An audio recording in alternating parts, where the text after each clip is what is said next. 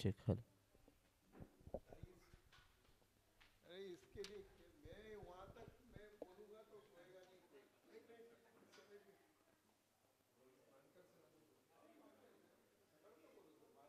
Sir मानकर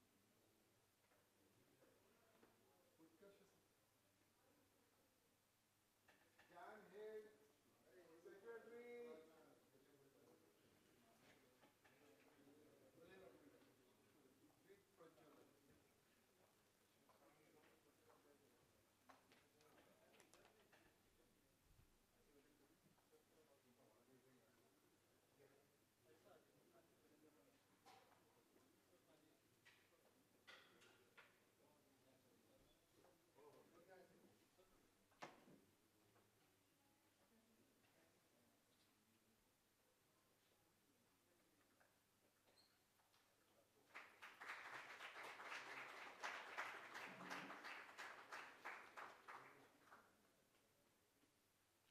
hello hello hello hello hello.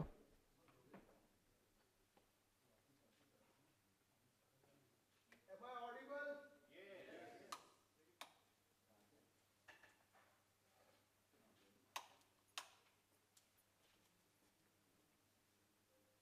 अभी क्या पहले केक कटिंग है.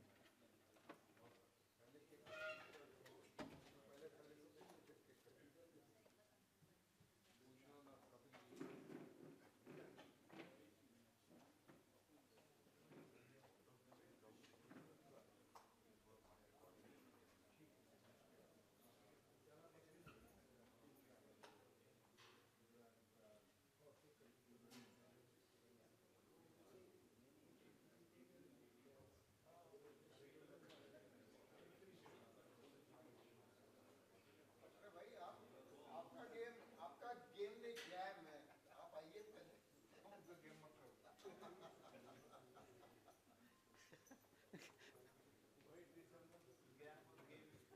गेम मत करो क्या हमके चक्कर में. गेम मजा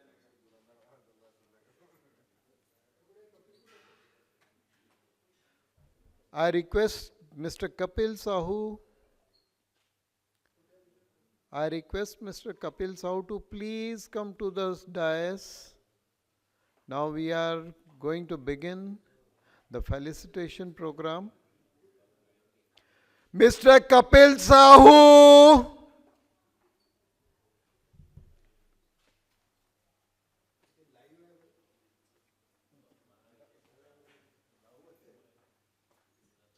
I am not asking any other thing other than presence of my colleague. That's all. So I welcome you all. How are you feeling, sir? Man, what? Josh high. Huh? Josh high. Josh high. So, I mean, what is your feeling about the college? Long way to go before we sleep. Very good. So, did you find any changes? Maybe building, maybe environment, maybe any. Himanshu Kapil Sahu सरांना पाठव. Sorry? It's green now. There's more greenery around. चलो शुरू हो गया कपिल आ जाओ please. More green. The lion's share of the greenery goes to our dear sir, the green man. In last 2-3 years we have planted more than 4,000 trees. And when I say tree, I mean tree. All the saplings were 12 feet and above. That was the criteria. And all are surviving. We have e-tagged them. We are not only plant करके छोड़ने दिया है, kept a maintenance team for it. And we are paying the charges. That yesterday somebody was likely saying the 100,000 में क्या क्या, this all you need to spend. दो आदमी हैं, they regularly plant water and nutritious to the tree. And one biggest difference I would like to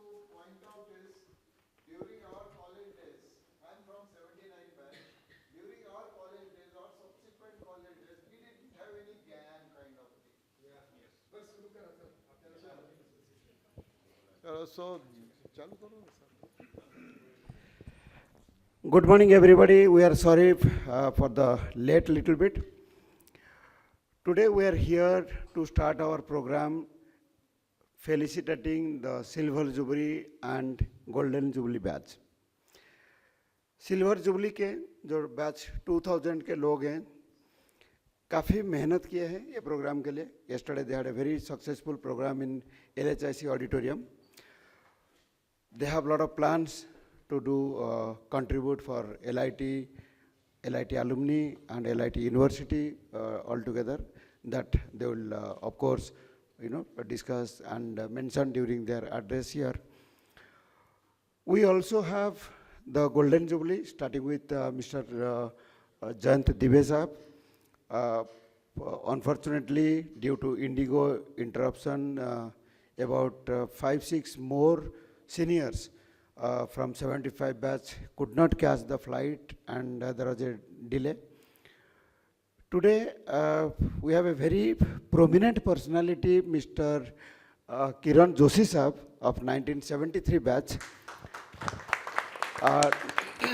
We'll be felicitating Mr. Kiran Joshi Sahab of 1973 batch, Mr. Jayant Dibey representing the entire 1975 batch and the Silver Jubilee batch, batch 2000, for which Mr. Yogesh Shastriji and Kapil Mohta and others, they have done a lot of hard work for this celebration. Today also is the birthday of our,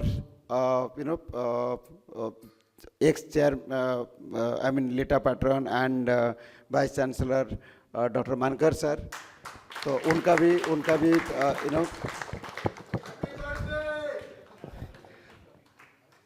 welcome Marathe sir. Welcome Marathe sir. And unfortunately we are a couple of minutes late because the cake is on the way. So we'll start with the felicitation program, and when the cake comes, we'll all join to celebrate Dr. Mankar sir's birthday and batch 2000, batch 75, 73, and we are so lucky Marathe Sahab is also here, we'll also include. Okay. Now, starting with the program, may I request Mr. Jayant Dibey to please come on the dais.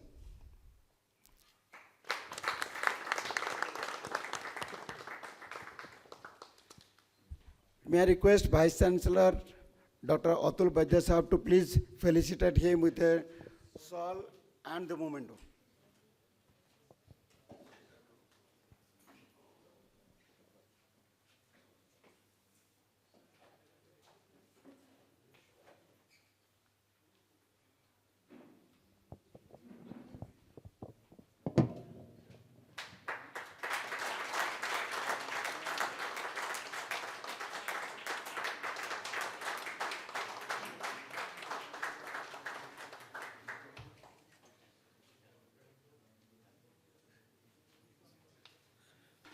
Sir, we request you to please say a few words.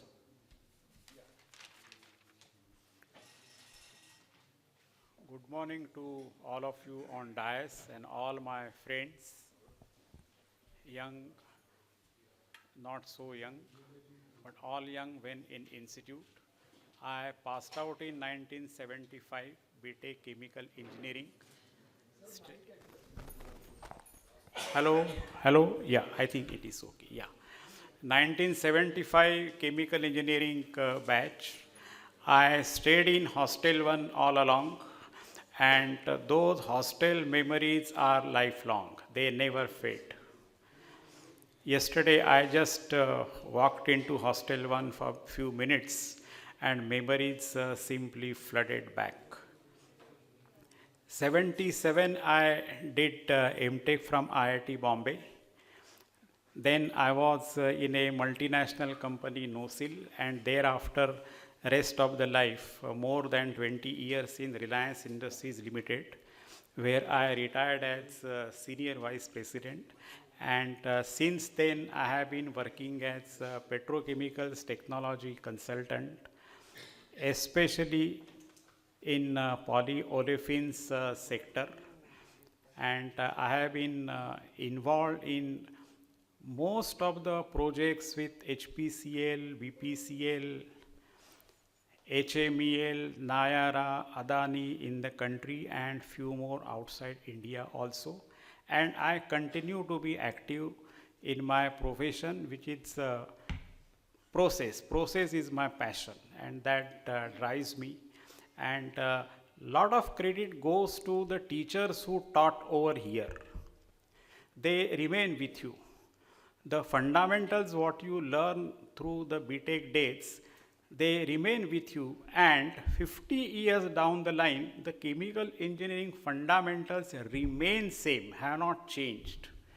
So you only have to keep on sharpening them year after year after year after year. They are absolutely same. You have to go back to your same classical textbooks now and then, and they keep on guiding you. We were the last batch to whom Professor Mene taught thermodynamics, especially, for which he was renowned. So that was, I think, one good point, and many other excellent faculty members, good laboratories. And laboratory of my time, many of those equipment actually were not even in IIT. Some of the setup which were here, they were not in IIT of those days, equivalent 70s. So very good laboratories, very good experimental faculties.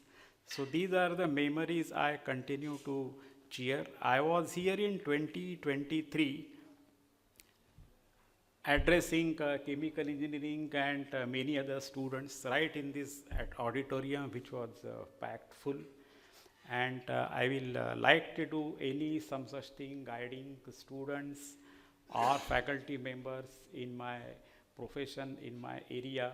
So in that capacity, I can do all those things. I have been working as an external examiner, especially to IIT Mumbai, where also I studied. I have even been external examiner to PhD for Mumbai University. So any of those services also I am always open, and any related topics, chemical engineering related, I am always open for LIT. Thank you very much, and thank you for this great felicitation once again. Thank you. Sir, thank you very much. We'll definitely try to utilize your vast experience in the field of process engineering. Thank you, sir. Thank you very much. Continuing with the program, Mr. Kiran Joshi Sahab of 1973 batch, a very well-known personality in Nagpur. Sir, हमने जब golden jubilee felicitation programme चालू किया, unfortunately आपके batch छूट गया था. We are extremely sorry for that. We'll try to accommodate you, your batch for the, in the coming events. May I request Mr. Kiran Joshi to please come on the dais. I request our chairman, Mr. Madhav Labhe Sahab, to please felicitate him with a shawl and memento.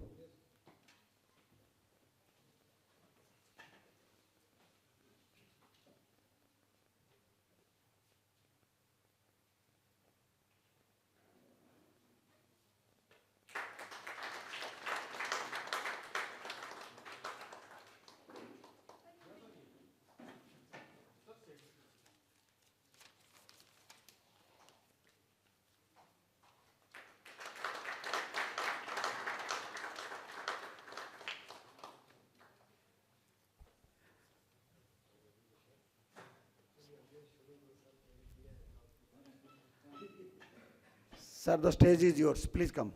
Sir, please come here. Say a few words.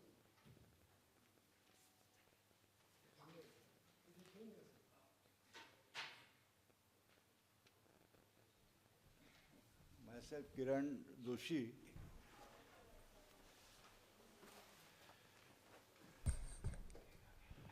Batch 1973. I passed out from LIT in BSc Basic Tech. And from 1990, I got competency from the explosive department. Our company is Explotech Engineers Private Limited, which is renewed in India. Most of the beer factory has been inspected by myself. Even I inspected ISRO, ONGC, DRDO also, for their all cryogenic tanks, petroleum tanks, and others, pipelines, everything I should do this. My company is 35 years old and still working throughout India, and all the public from all India, they are asking me for this information about the testing of all these things, and I am issuing certificate. Thank you, sir.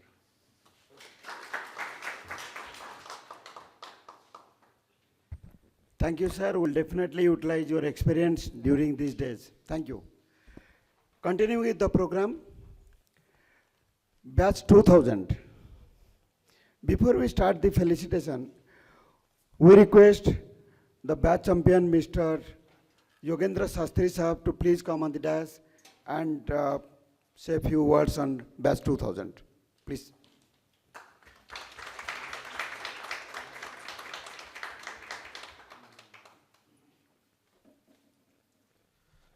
Good morning, all of you. So I'm representing my batch, batch 2000. Yesterday, when we graduated, we never realized, but we were reminded that ours was the batch that transitioned to the 21st century. So it feels nice to know that. First of all, thank you very much, the Alumni Association and LIT University. For us, it will always be LIT. It feels a little bit odd to say LITU, but obviously we'll get used to it. So thank you very much for organizing this event and giving us this opportunity to come together, especially Kapil Sahuji and all the volunteers. Fortunately, my hometown is Nagpur, but for many of us, many of others, this is probably the first or second time they are coming back. So it's an excellent opportunity. And yesterday we had a very nice gathering with our teachers who taught us, and we discussed our old memories. Again, they gave us some nice words of wisdom. So it has been a very fulfilling experience to all of us. And one thing that emerged out during the discussions, we have obviously, all of us have gone and done different things in life, but almost everybody says that the foundation was set in IIT, whether you are in academia, industry, whether in finance or something else. What we learned in IIT, whether technical as well as professional, it will always be there. So that contribution is always there, and we really thank from the bottom of our heart LIT for all these skills that were provided. And we would like this to continue. We would like the coming batches to also have the same benefit that we had. So in order to facilitate that to some extent and make our small contribution, we have been actually for the last 5-6 months have been discussing various ideas on how we can do this. And I'm very happy to say that we have made some progress in that. And as of today, we have collected funds of around 12 lakh.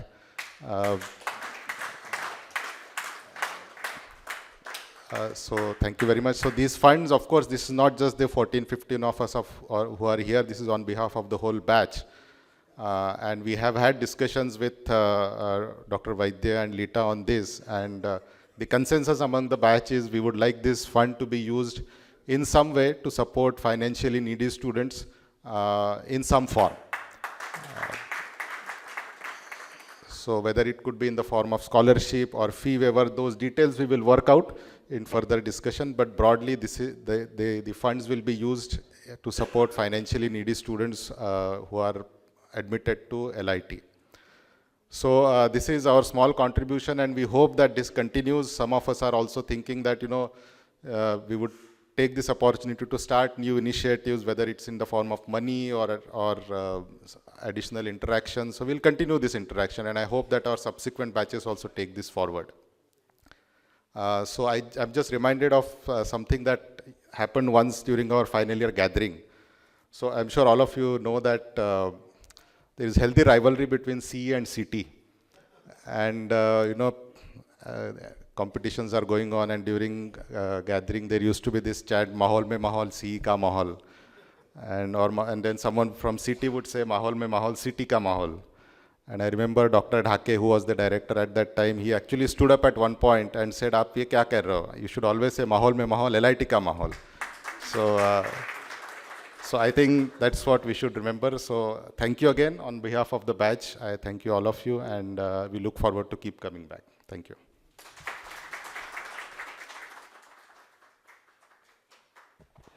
Sir thank you very much. आपका प्यार LIT के लिए, LIT के बच्चों के लिए हम जरूर याद रखेंगे। Now may I request Mister Kapil Mohta to come on the stage and say few words on the batch.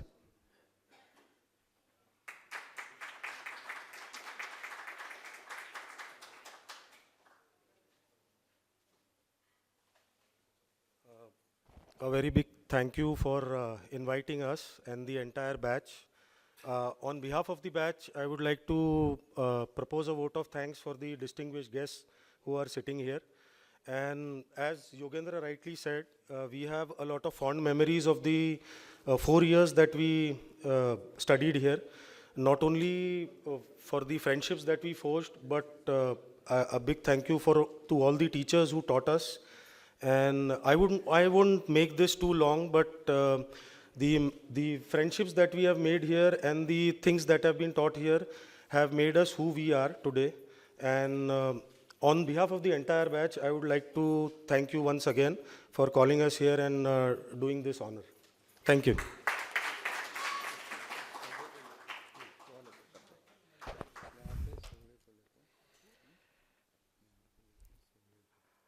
So let us start the program. I request the batch captain, Mr. Yogesh Shastriji, please come on the dais.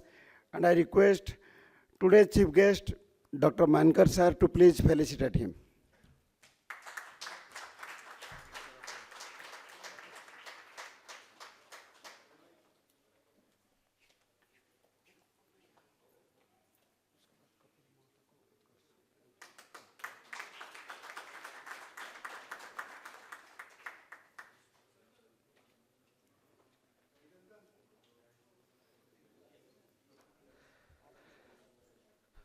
Mr. Kapil Mohta had been very instrumental for this program from Nagpur, almost getting in touch with us on a regular basis. I request LITA Secretary, Mr. Utkar sir, to please felicitate him.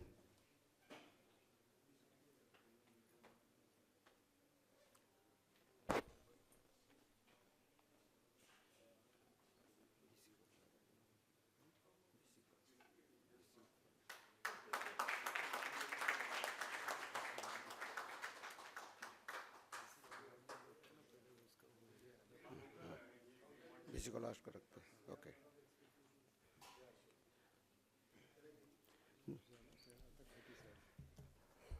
Mr. Naresh Khandale Sahab, I request Registrar LIT University, Dr. Khati Sahab, to please come and felicitate him.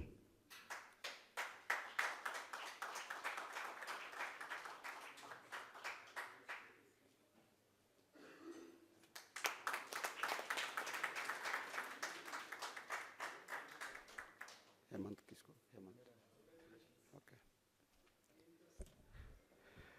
Mr. Hemant Sant, I request registration head, Dr. Napale Sahab, to please felicitate him.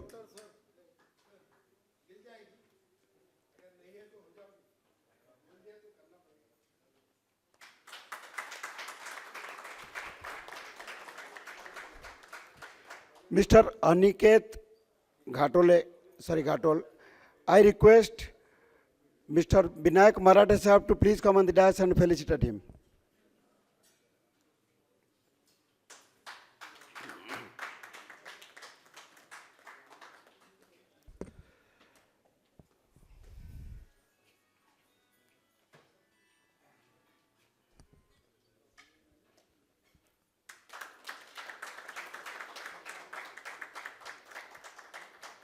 Mr. Abhijit Chore, I request our Delhi chapter head, Mr. Ramesh Tarale, please come and felicitate him.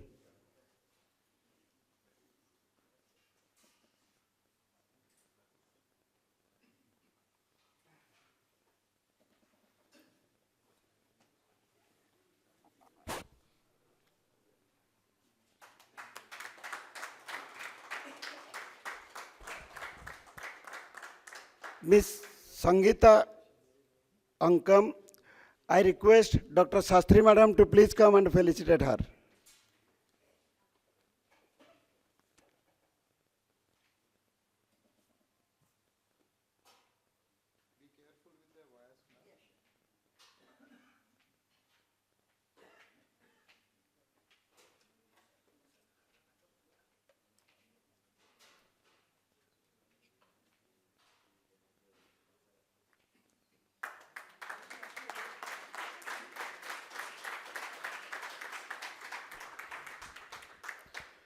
Mr. Prasant Gavande.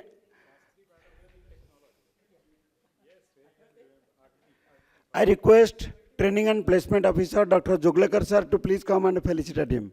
Dr. Joglekar sir.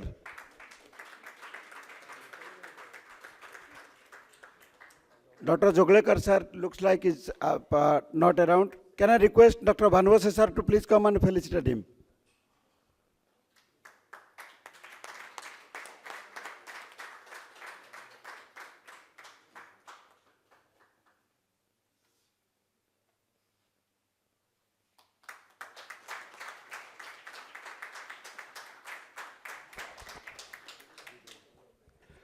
Mr. Sudhir Verma ji, may I request the green man of LIT, नाम लेने की जरूरत नहीं है, श्रीकांत जी to please come and felicitate him. आज से हम इनको GM बोलेंगे, green man.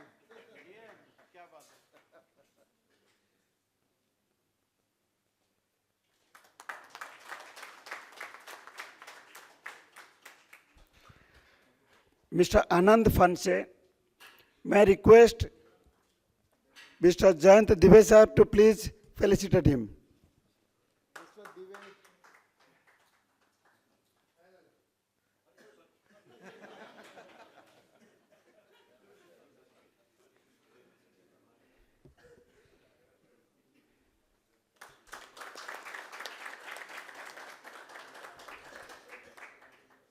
Mr. Ajit Rathod.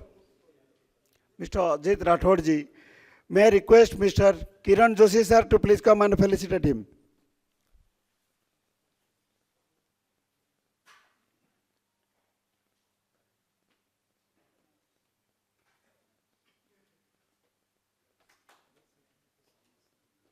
Sorry.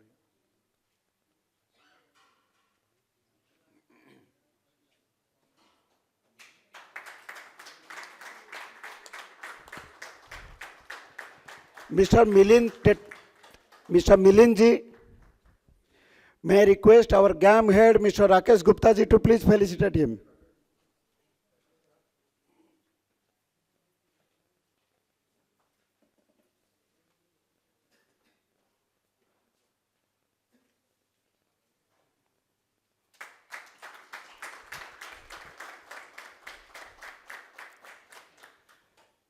Mr. Ashish.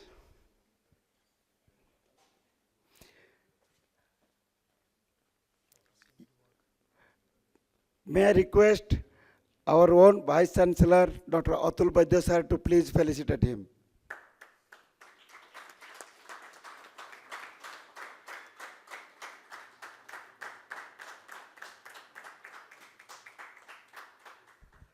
Mr. Sachin Udasi. I request our chairman sir to please once again felicitate him.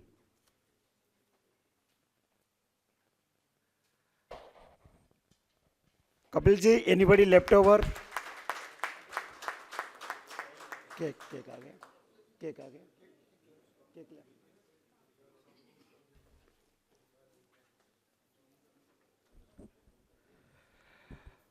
I request.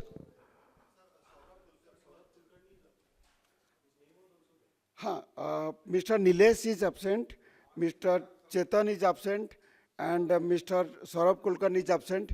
In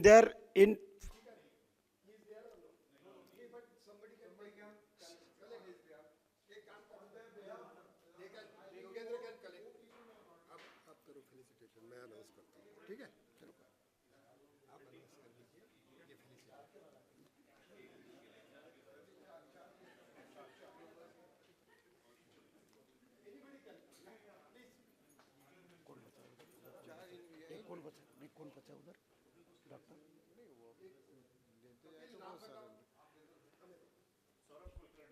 Mr. Saurabh Kulkarni.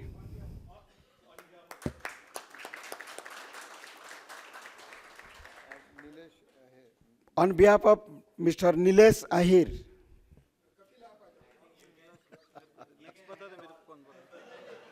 Chetan, Nilesh and Chetan. Mr. Nilesh.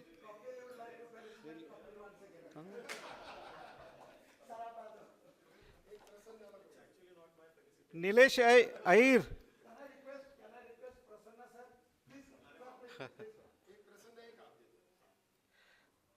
Kapil, please felicitate Mr. Nilesh Ahir on behalf of. Nilesh Ahir और उसके बाद में एक और है ये यहाँ पे आशीष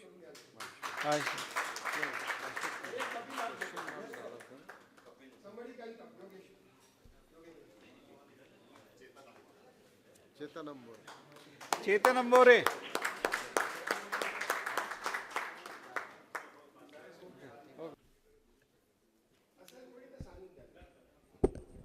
I hope we have taken care of everybody.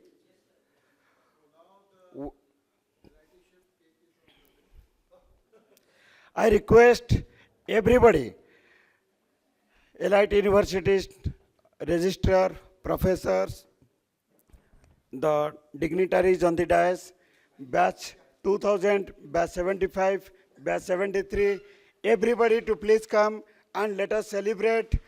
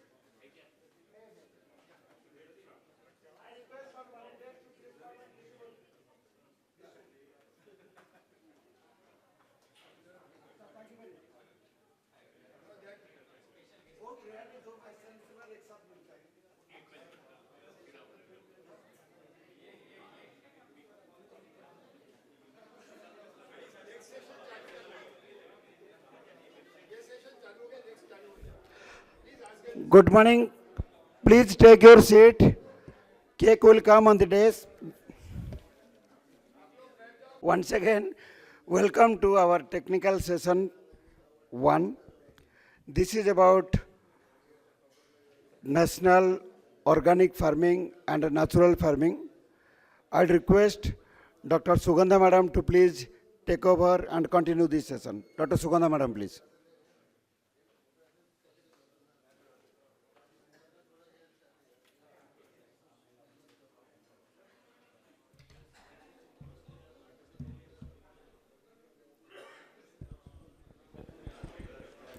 Thank you, Kapilji.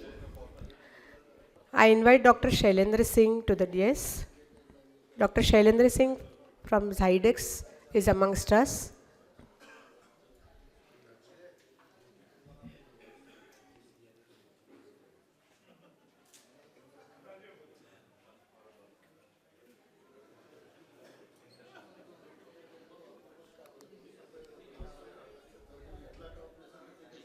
हाँ, आप हॉल में हो?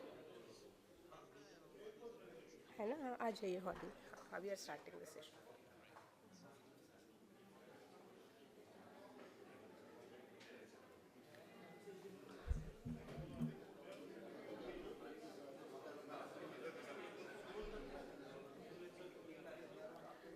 Dr. Singh is there, please.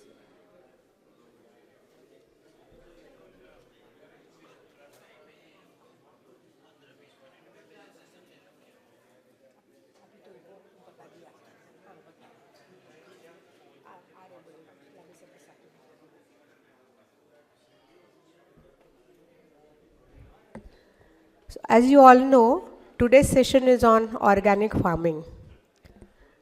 Dr. Shailendra Singh is there. Let us all welcome him with a big round of applause.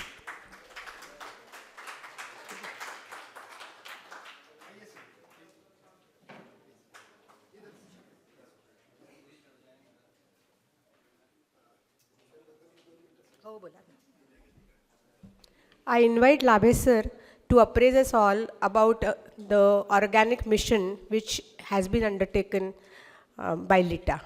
Please, sir.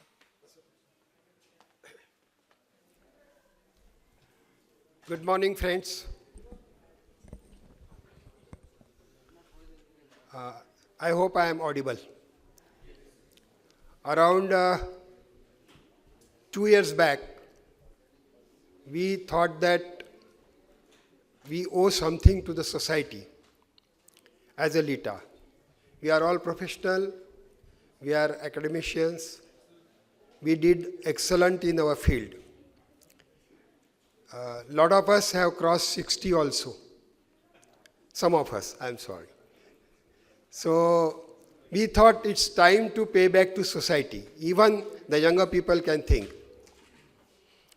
And background of our students is generally from agriculture. From that point of view, we thought we should help with our expertise and technical knowledge to the farmers in general and Nagpur and Vidarbha in particular. After a great study and research, 2 missions were identified. One is Mission Aroma, as soil of Vidarbha, Vidarbhachi Zameen, is very suitable for aromatic grasses cultivation. So that mission we launched around 3 years back under the leadership of Mr. Kapil Sahu. And one of our esteemed alumni, Dr. Ajay Raka, he has developed the technology by which organic crop farming or from chemical to organic transition can be achieved in one single crop cycle, which is almost impossible elsewhere. Generally, it takes 3 years to get your land totally into organic. However, using his expertise and knowledge and research, he has developed certain technology. We are fortunate enough to have his COO, Dr. Shailendra Singh from Zydex. I shall appreciate a grand applause for him from all of you. He will brief about their technology and how it is beneficial to the farmers in general. And with the help of LIT University and LIT Alumni Association and various NGOs, we are thinking of taking this mission ahead, because LITA believes that we all have right to eat good organic food which is good in taste and which will be beneficial to our soil and health as well. So with this introduction, I give it to Dr. Sugandha to moderate further.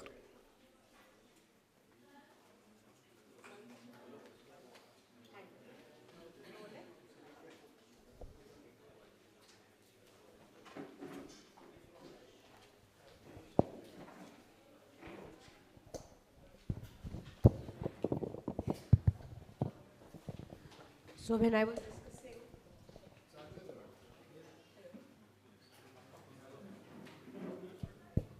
yes, hello. When I was discussing with Dr. Shailendra Singh, he wanted it to be interactive session rather than a presentation or a speech. So as per his advice, we will go by that. Friends, we all know that there is a lot of challenge in agricultural produce.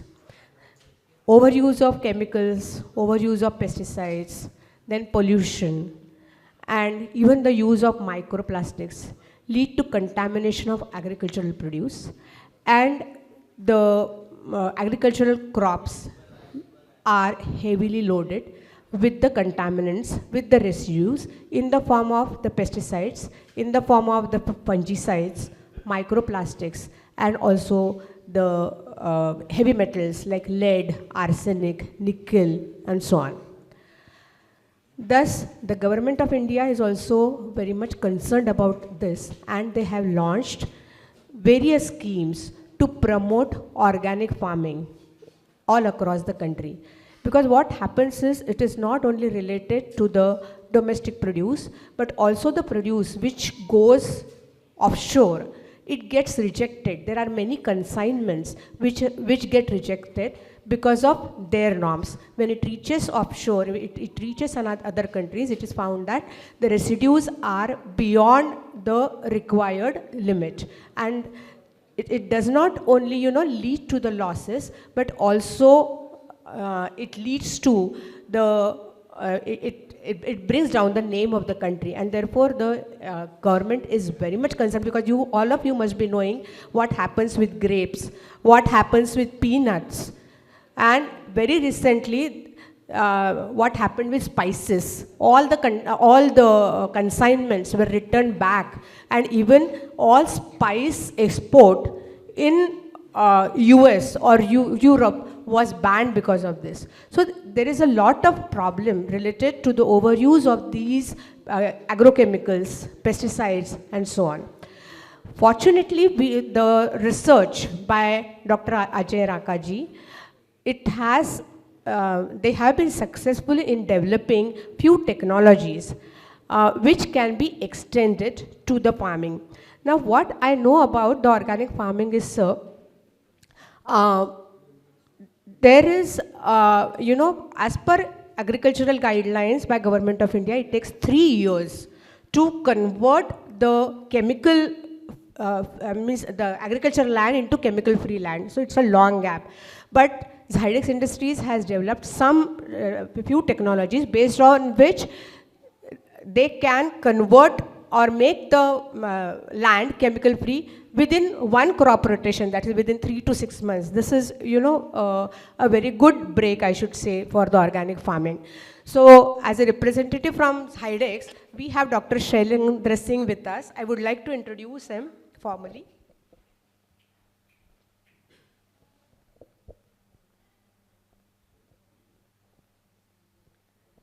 Dr. Shailendra Singh is associated with Zydex Industries Private Limited, Vadodara, as Chief Operating Officer for Agricultural Division.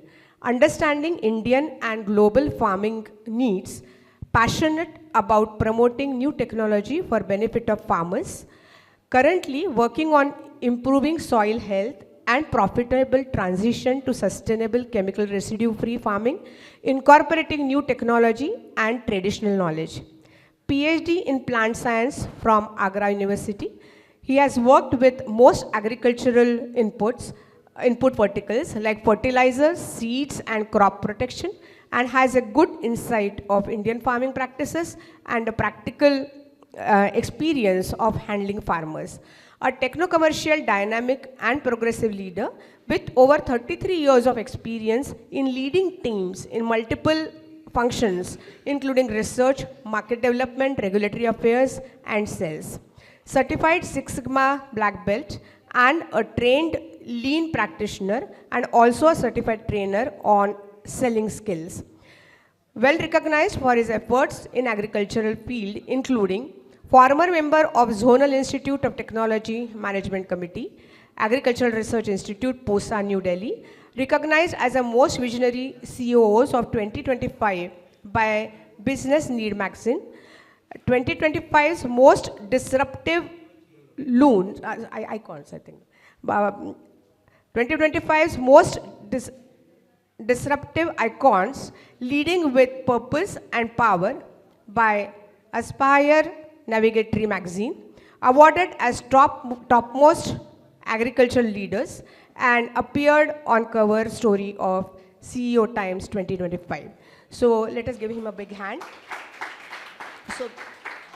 So we have a scientist from Zydex who is behind all research and development which is happening in science along with Dr. Ajay Naka. Sir, I would like to begin with the question, the very first question. It has been observed that there are many challenges in converting the chemical agriculture into the organic farming. So we would like to know why these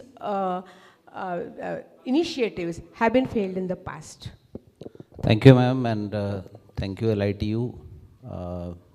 Good afternoon, all of you. Most of you are seniors to me, and whatever ma'am has said, probably she has read through one of profile which was created for some other purpose. I would like to introduce myself as a farmer.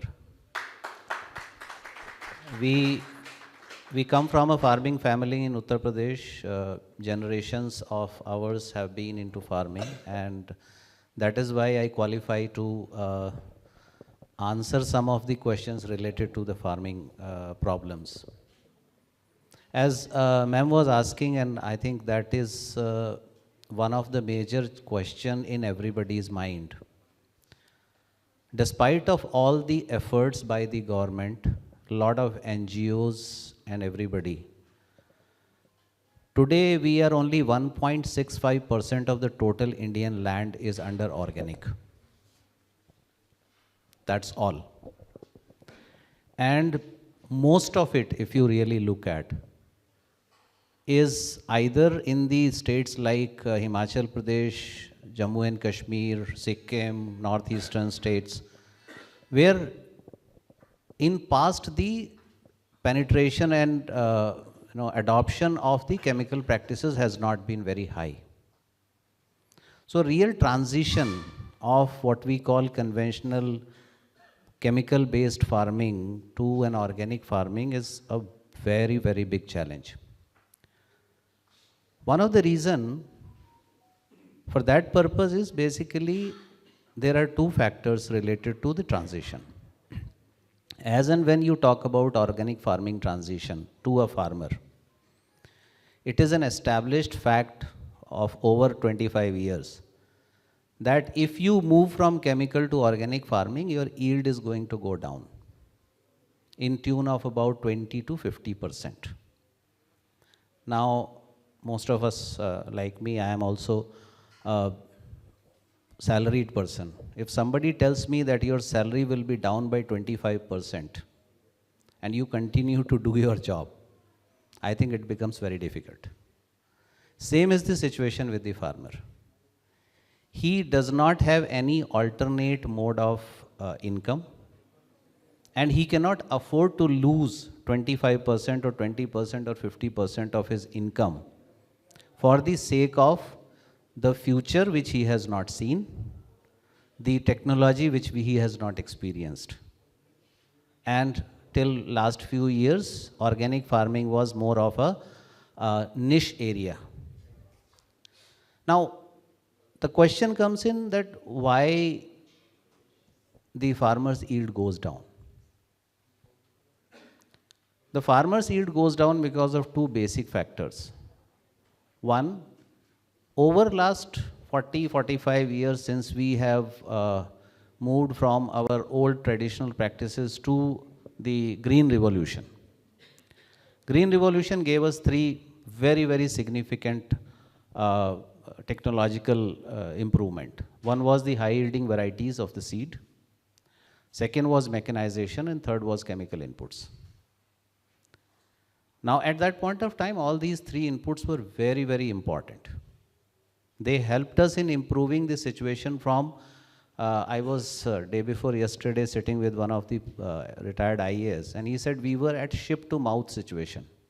PL 480 was the reference he was talking about. And now we are the net exporter of most of the agriculture commodities. So no one can undermine the contribution of these technologies in Indian agriculture. The problem is only the unjudicious use of these technologies. What has happened is, as we move to the mechanization, the cattle population stopped, remaining in the farmer's household, except for the lactating animals. That led to the reduction in the availability of farmyard manure, which was one of the major component of the agriculture. And this was the organic, one single most simple and cheapest source of organic carbon for the soil. Now the organic carbon started deteriorating, and we started compensating that with the more and more chemical inputs. Now these chemical inputs, they started altering the soil structure, making it very compact. I have seen myself that, one of the example I would just give, I have seen myself that the same piece of land, in fact just less, now I have less land than what my father had, as usual, Indian situation. We used to have a 35 horsepower tractor in 1970s and 80s. And we were able to plow the entire field very comfortably and conveniently. Today I have a 65 horsepower tractor. Now it is not that I need that 65 horsepower tractor because my neighbor has it or my cousin has it. It's because the soil has become so hard, so compact, that to complete the operations, my 35 horsepower tractor is not sufficient anymore. This is just a reference point I am just trying to give you because all of you are engineers. So I would just try to put the data along. Now, let us connect this compactness with what is happening with the crop. Now, the basic soil structure, if I talk about, it needs to have a combination of three different particles of soil: clay, sand and silt. And it has organic carbon in it. It has air and water. Now, air and water can live only in the space. Now, if there is no space between the soil particles, where the water and air will be? It got eliminated. Now, there was another thing which was there in the soil, and I am saying it was because it has significantly deteriorated, is the soil biology. Now, we say that every gram of soil has about 1 billion microbes. But the problem is that those microbes which were beneficial for us, which were actually being helpful in providing the nutrition to the crop for its survival and its production improvement, now they required water, they required air, and they required food, just like all of us. Now, all of this was slowly going away. So what happened? The population of these beneficial microbes started deteriorating. They started dying. But nature has a beauty. And I tell all the farmers most of the time that if you don't sow a crop in your field, weeds will come up. And I refer weeds most of the time because it's my lovely, I love weeds because I did my PhD on that. But what happened that these microbes, the beneficial microbes, when they started getting deteriorated, getting eliminated from the system, anaerobic microbial flora started coming up. And unfortunately, this anaerobic microflora is responsible for 80% of the diseases. So that led to another problem, that our disease pressure started coming up. The nutritional availability started going down, that the farmers started compensating with the chemical fertilizers. Now, you might have heard the term nutrient use efficiency for chemical fertilizers. Now, the fact is that this nutrient use efficiency of chemical fertilizers in 1980s was roughly about 35%. That means 65% of the material which the farmer is putting in the soil gets fixed in form of salts, or it is inert material. Now, this in 2019-20 has come down to 15%. That means the farmer who was able to harvest his crop and maintain his crop productivity by putting, say, 100 kilogram of chemical fertilizers is now forced to add 300 kilograms of the same fertilizer, and that is what we are looking at. If you really look at the fertilizer consumption data from any source, it will tell you that this has gone 4 times in last 25 years. Now, all this picture has another dimension, which is the soil compactness I am talking about. So these are 2 aspects I talked about, the disease and the crop productivity. Now, third part is that when you are sowing a seed in the soil, to germinate and grow, it requires again water, air, and microbes. They are not there. So germination gets affected. Whatever poor seed is able to germinate, it requires its roots to get expanded, establish in the soil, so that it can absorb the nutrition. Now, it does not have space to grow because of the compactness. The salt is fixed in that space. So this all situation has led to what we are talking today, a really problematic situation where our dependence on chemicals has increased significantly. I'm just trying to build a background of what we are going to discuss in detail. But now, as and when you want to move from this chemical dependence farming to an organic farming, when we are talking about, does not mean only good and gobar ki farming. Let me clarify it. Most of the people, they feel that organic farming bas gud aur gobar se ho jati hai. Aisa hai nahi. They are just 2 catalysts. But इसके बारे में बहुत सारे misconceptions हैं. We can talk about that if you have any questions on those things. But in nutshell, what I would say that now what is required to reduce the chemical consumption is to improve the soil structure. The soil structure can naturally be improved if we stop using these chemical inputs, give the soil some breathing space. And one more thing has happened as part of the green revolution is the monocropping. So farmers earlier, the same farmer who was growing 5 crops in a year, now he grows only 2 commercially viable crops. Now I was looking at some data, 2 transitions are also happening now. Maize is going up because of the ethanol and everything. Prices are good. I have seen a lot of area getting converted from all other legumes, paddy and everything to maize. Now there would be some more crops like that. So this will lead to more and more monocropping system, which will again deteriorate the ecological balance of the soil. Now if you want to move from this situation to a good situation, that means you need to give soil the rest. As you give rest, as you stop putting the nutrition which you are giving through the artificial sources, inorganic chemical fertilizers and pesticides, definitely the crop cannot sustain. And that leads to the drop in the yield.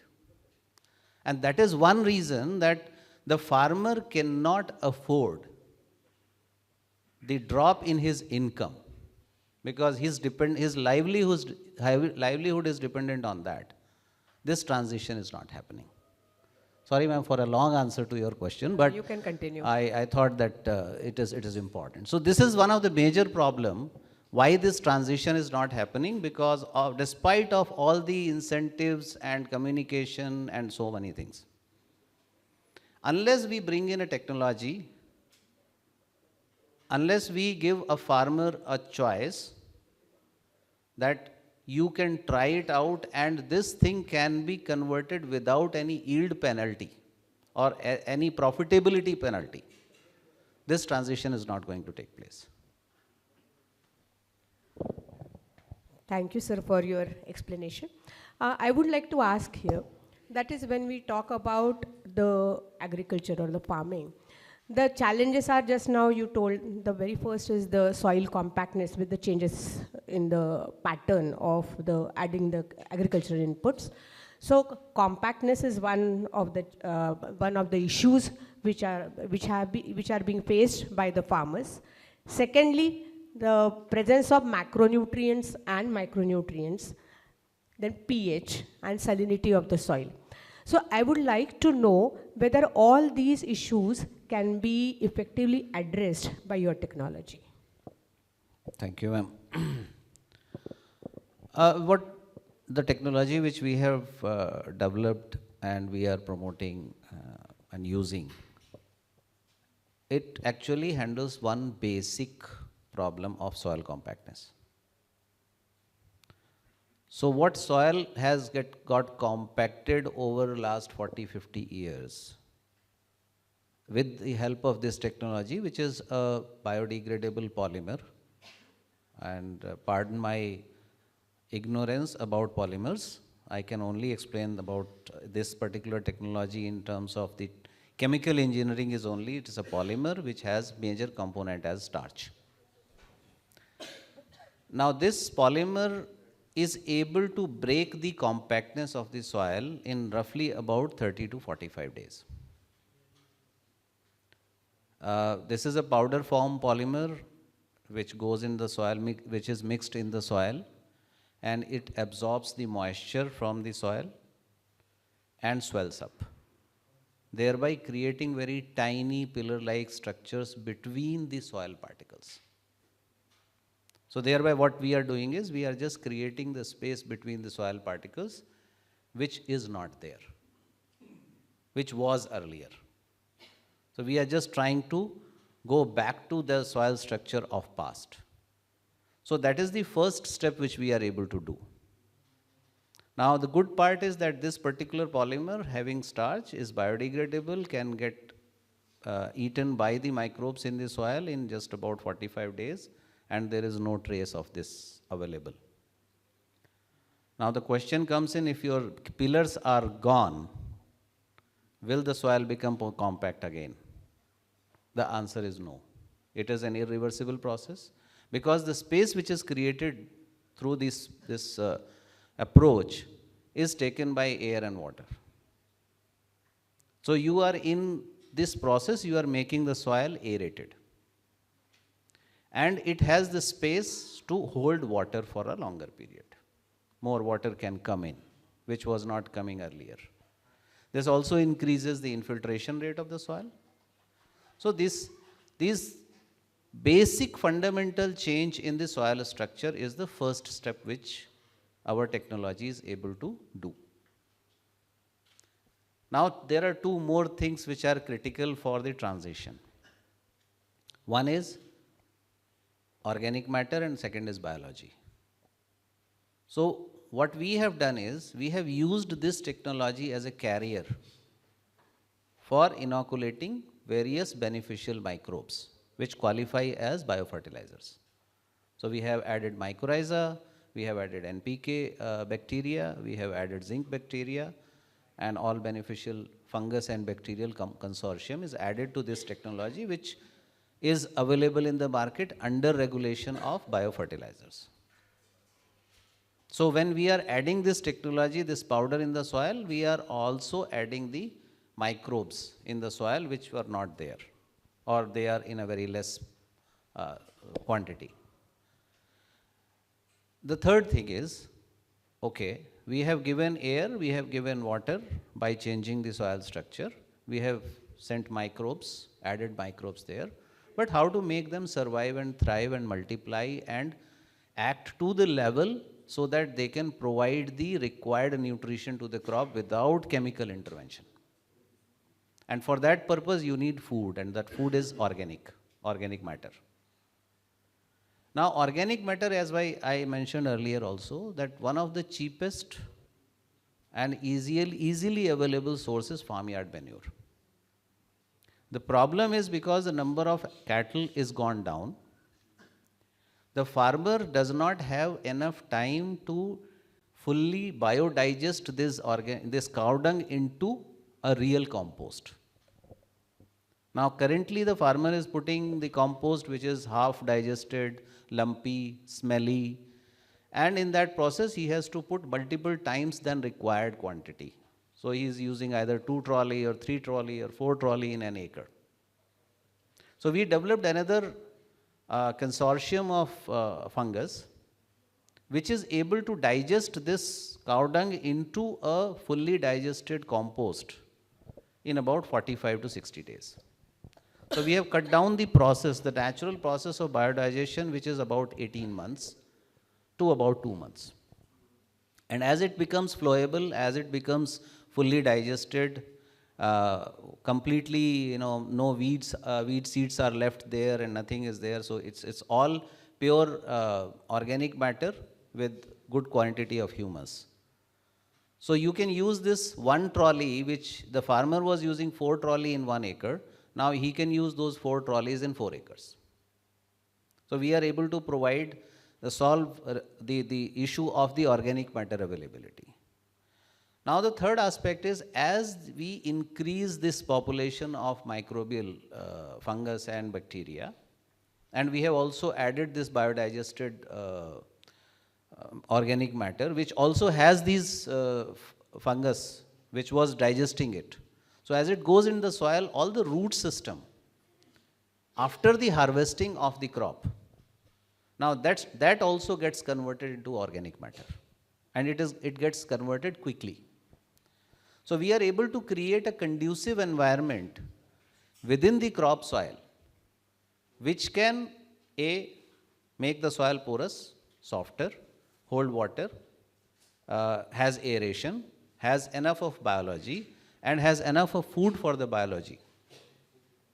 Now, the question comes in that, is this biology capable enough to provide sufficient nutrition to the crop? Because some might ask a question, now we are using high yielding varieties. They would require higher nutrition level. So in past 50 years, and if you recall, I mentioned a couple of minutes back a concept called nutrient use efficiency.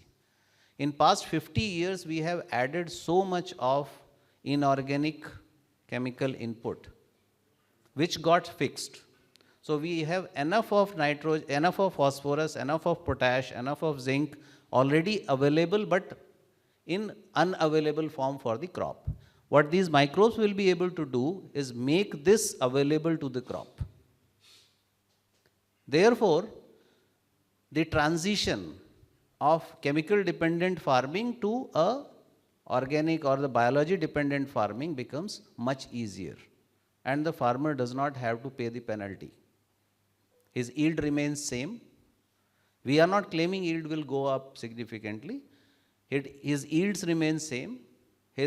Actually the input cost comes down, because we have another factor understood, that as you reduce the excess nitrate and ammonium in the plant, which we are currently pumping through DAP and urea, the crop becomes more immune to the attack of pests and disease. Thereby you reduce the pesticide consumption. Now, these are two aspects. So I'm coming to a third aspect of the similar technology. A little bit of tweaking in the same technology. We have developed a product which can be applied as a spray or foliar on the leaf surface. Now, what it does, it's a highly hygroscopic material, which creates a very thin layer on the leaf surface. Particularly during the summers and high temperature periods and dry weather, when this layer is on the leaf surface, it helps in reducing the transevaporation. That is one. The second aspect is, it is able to absorb the dew from the environment during the night hours, thereby providing the required moisture to the crop, to the plant. So the plant is able to sustain and work even in the stress period. Particularly in reference to Vidarbha, if I talk about, ma'am, we have very inconsistent rain patterns. 4 months of rainy period, most of the rain happens in about 30 days or sometimes in 20 days.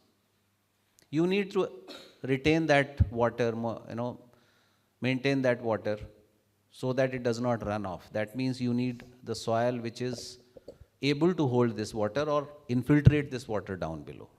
So that can be done with this technology. Now during the dry period when the rainfall is not happening, then this foliar application, we call this product as Suraksha, this foliar application helps in plant maintenance. So these are 3-4 things, and then we looked at the possibility of, okay, पड़ोसी ने तो आपका ये वाला technology use नहीं किया है और उसके यहाँ तो कीड़े आने वाले हैं, बीमारियाँ आने वाली हैं. So neighbors disease and pest attack is also going to impact on the farmer's field. So what do we do? Do we go for chemical pesticides or for biological pesticides? So we have developed some technologies which are able to provide consistency in the performance of biopesticides, as including neem. So this is a complete protocol which starts from the soil structure improvement to the technology used for harvesting the moisture from the environment and the protection of the crop from the pest and disease. This complete protocol is able to help us in a profitable transition, what we call. So this is all about the technology, ma'am. Thank you. I have one more question. You have just now told us the complete range of your technologies that are applicable in farming, right from improvement of the porosity till the use of the various microbes such as nitrogen fixing microbes, then phosphorus and potassium fixing bacteria and so on. Though you have all these technologies, how it is challenging, because when we talk about our country, in our country the agriculture is generally done in fragments. So we have fragmented agricultures. So under such circumstances, it is so difficult to tap each and every farmer, then train him, and then make him to make use of this technology. And furthermore, then again, as you have told, that he will always be skeptical in applying it because of the economical reasons. So can you just share with us some success stories where you could do this in spite of all these challenges? Sure, ma'am. I'll start with the Vidarbha only. We are sitting in Vidarbha, about 70 kilometers from here is Wardha district. And we have a project which is in collaboration with city, this textile organization. We have 4 villages where we have adopted about 45 farmers. We have asked the farmers to go for it, and we give a written guarantee to the farmer that your profitability will remain intact. So we don't talk about productivity, we don't talk about cost, we only talk about profitability. Because what happens sometimes, the yield may go up, because of the soil conditions, because of the local situations, he might have to go for additional inputs, but we guarantee the profitability part, and which is what matters to a farmer. And we give it in writing. So we approached and asked 45 farmers. They gave us 1 acre each of cotton. Now the cotton first picking is done. It is ready for the second picking. I was talking to my colleague Shubham, who is also here. All 45 farmers, apart from using this technological protocol end to end, have started using our products in their other land after seeing the results here. Now today's situation is that they have reduced their chemical inputs almost by 60-65%. We did not say that you go for organic from day one, because that is something which becomes like shifting, pardon my analogy, but shifting a South Indian guy from dosa to straightway aloo ka paratha, or pizza for that matter. So for him it's an alien thing. But they were ready to reduce the chemical. We said need-based application. They have reduced their all chemical fertilizers significantly, almost 75%. Foliar application of pesticide has come down almost 70%. It was only need-based. As I said, पड़ोसी ने डाला है तो मुझे डालना है. That also is a mindset. even if he does not need it. In our agriculture, we call a approach called integrated pest management. Now, integrated pest management approach says you need to look at the threshold of any insect before you go for application of any insecticide, which never happens. उसको एक भी दिखा तो वो तुरंत ला करके pump वहाँ पे स्प्रे करना शुरू कर देता है. एंड दैट्स उसकी गलती नहीं है सर. उसकी गलती इसलिए नहीं है कि उसको ये डर है कि ये 1 से 100 कब हो जाएंगे और उसकी क्रॉप कब चली जाएगी और उसका लाइवलीहुड कब खत्म हो जाएगा. तो वो अपनी जगह पे ठीक है. But we have this 45 acres of the cotton transitioned to safe chemical residue free farming. I would qualify it as. Apart from that, there are about if I talk about only Maharashtra, we have roughly around 8,000 to 9,000 farmers who are using this technology fully into organic. We have roughly about 150,000 farmers who are using this technology in Maharashtra in about 1.5 lakh acres. Now, these farmers can vouch, and the crop, the beauty of this technology is, application of this technology is universal. You give me any kind of soil, you give me any crop, you give me any agroclimatic zone. We have in India about 9 agroclimatic zones, any of the agroclimatic zone. This technology has been successful in the hills of Kerala, where we are growing cardamom and pepper, to the Vidarbha cotton, to the wheat of Punjab, anywhere. So this is the Maharashtra story, where I did some numbers before coming here, because I have probably an opportunity to brief the same thing to Honorable Chief Minister. But across the country, I mean, I have been associated here with this technology for almost 5 years now, and I have not seen a single failure. Great. I have been associated with another technology. I was an employee of Monsanto when BT cotton was introduced. I have seen the transition happening. When we did just for a reference, when we did our long-term planning in Monsanto in 1996-97, we were expecting that in India, the adoption of BT cotton is going to be about maximum 60% in next 10 years. That was the projection. 2003, just in 5 years, 98.8% adoption was there. If you bring in the right technology, and if you are able to demonstrate it and make it beneficial, prove it that it is beneficial for the farmer. Adoption, Indian farmers' adoption, I have seen as the best in the world. So we have good success stories, ma'am, and as I say very confidently, I myself have converted 5 acres of my land into organic in last 3 years. So I don't need somebody to vouch for me. I myself am an example of that. And we have much better profitability, a better yield now. We do sugarcane, rice and wheat rotation. So a lot of success stories, ma'am. I can go whole day narrating all these things. Thank you. So you have a great experience in the field, and I know that you can certainly continue for the whole day. But I think there are few questions from amongst audience also. So there are many hands. I'll start with Chairman, sir. Thank you doctor साहब.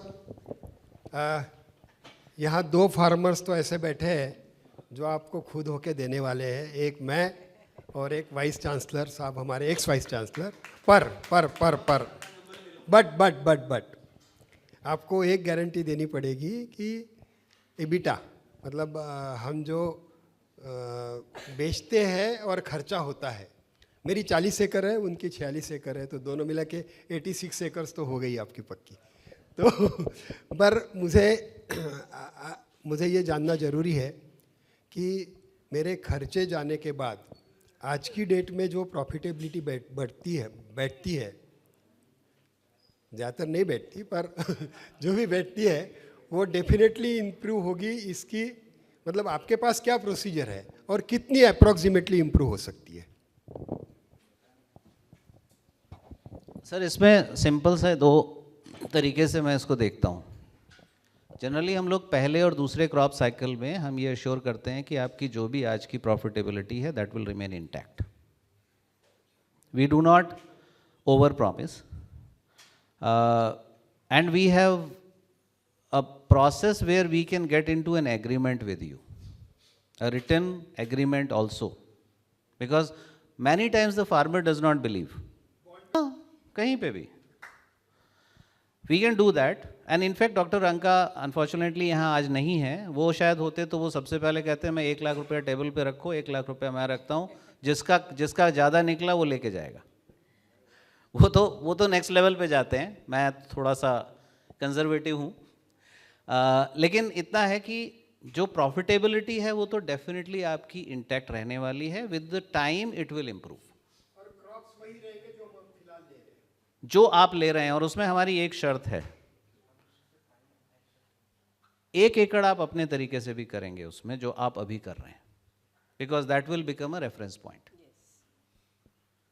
होता क्या है sir, मैं आपको बताता हूँ. हमने ये चीज़ क्यों रिजिडली इम्प्लीमेंट करने की कोशिश की है कि फार्मर का रेफरेंस हो जाता है पड़ोसी का खेत, या फार्मर का रेफरेंस हो जाता है उसका पिछले साल का experience.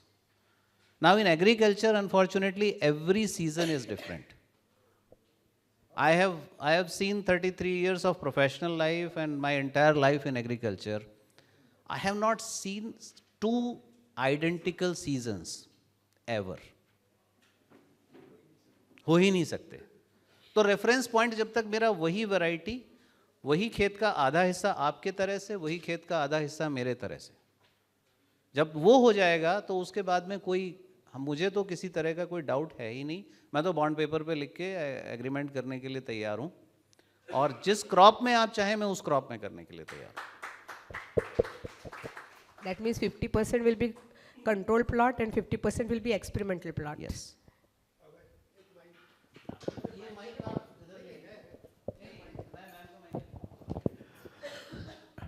Thank you for enlightening, Dr. Sir. I am asking a little offbeat question because I've been all my life working on water treatment and application of water on our surrounding areas. So what my experience is that it's only, I mean, one of the kind is sodium percentage of water. Sodium divided by sodium, potassium, calcium and magnesium, the sodacity. This is more responsible for making the soil compact and reducing the permeability. What is your, I mean, have you analyzed the soils on those things? Because I've been, you have been enlightening for the chemical, I mean, this chemical mein sodium bhi aa jata hai. So how this will be more effective? I am not a farmer, so I may add this angle to your analysis, sir. Sure, sir. In fact, sir, वो उधर ही रख लीजिए. There are more questions. Specifically answering to your question, sir, sodium definitely is one of the major component which we also identify.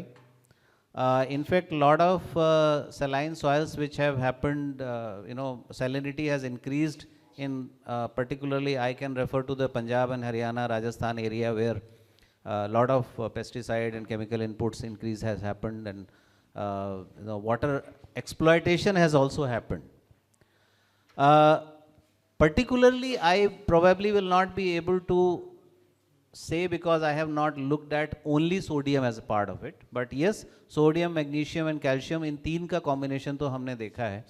And in fact, it affects the performance and efficacy of lot of products which we apply, and poor farmer doesn't know. वो सिर्फ इतना जानता है मेरा पानी अच्छा है या खराब है. And that again is concentration of these salts. Definitely it is. And what we are offering is more of a solution to not directly attacking or chemically reacting with this sodium. So this is more of a physical process which is also becoming a biological process, And unfortunately or fortunately, the world doesn't know about the microbes much so far. I would say, if somebody says if we know 0.25% of the microbial population, I would say he is a genius. He should get Nobel Prize. So, not directly answering your question, but taking a point from your comment is we will definitely look at. Thank you very much. Sure, sir. Thank you, sir. My name is Prasanna Sohole.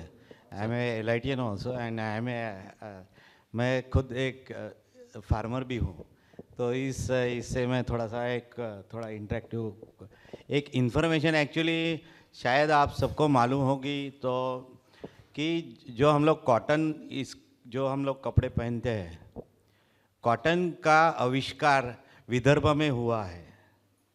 और एक माता जो ऋषि थे, उन्होंने ये वर्धा के पास में कड़म जो है, वहाँ पे सबसे पहले आविष्कार जो कॉटन जो बना और जो ह्यूमैनिटी को जो मिला, उसका पहला आविष्कार ये बहुत लोगों को मालूम नहीं है करके मैं एक्चुअली बताना चाहता था। और ये नेट पे भी इंफॉर्मेशन अवेलेबल है, आप सर्च कर सकते हो। सो वी मस्ट यानी उनको थैंक्स देना चाहिए कि हाँ, आज हम लोग जो कपड़े पहन रहे हो उनके कारण पहन रहे हैं, तो हम लोग वैसे ही घूमते थे, वो पत्ते जंगल के जैसे पड़ गए। दूसरा बात, थोड़ा सा मैं टेक्निकल जानना चाहता हूँ। I know doctor Ranka sir right from my education stage, तो आई मस्ट कॉन्ग्रेचुलेट कि वो बहुत अच्छा काम कर रहे हैं। Was always a great icon for us right from the beginning. मैं जानना चाहता हूँ कि ये जो पॉलीमर, जो स्वेलिंग पॉलीमर जो आप कर रहे हैं, तो वो बायो बेस्ड है या सिंथेटिक है या पेट्रो बेस्ड है कि? इतना बता सकता हूँ सर, ज़्यादा केमिकल, मैंने पहले ही कहा था मैं केमिकल इंजीनियर नहीं हूँ, बट इतना ज़रूर बता सकता हूँ कि starch is a major component, but it also has some petroleum based. Yes, because it's a combination. Yes, it's not purely. या बिकॉज मेरे खुद के खेती में भी मैंने काफ़ी एक्सपेरिमेंट्स किए हैं, और उसके लिए ही करता हूँ मैं पैशन से। बहुत बार लॉस भी करता हूँ, लेकिन वो आदत है मेरी। तो उसमें बायो वेस्ट को लाना बहुत, यानी I must congratulate, because synthetic को लाना थोड़ा सा आसान है स्वेलिंग पॉलीमर्स में। Another thing is I just wanted to know कि कॉम्पैक्टनेस हम लोग बोलते हैं, जो उसको हम लोग ये कर रहे हैं बिकॉज ऑफ प्लोइंग, और वो हम लोग तो उसका एरिएशन वगैरह करते ही है। But these polymers when penetrate down, they swells and that gives. But उसमें कुछ सॉइल की, यानी मुरुम साइड में कभी काम हुआ है आपका? मुरुम, बिकॉज सी मैं जो देखता हूँ आज कोई भी यानी सभी काफ़ी लोग खेती और खेतीबाड़ी से जुड़े हुए हैं। जो खेती उपजाऊ है उसको बेचने जाओ तो भी ये मिलता है, भाव मिलता है। खरीदने जाओ तो खरीदार को बहुत पैसे तगड़े देने पड़ते हैं।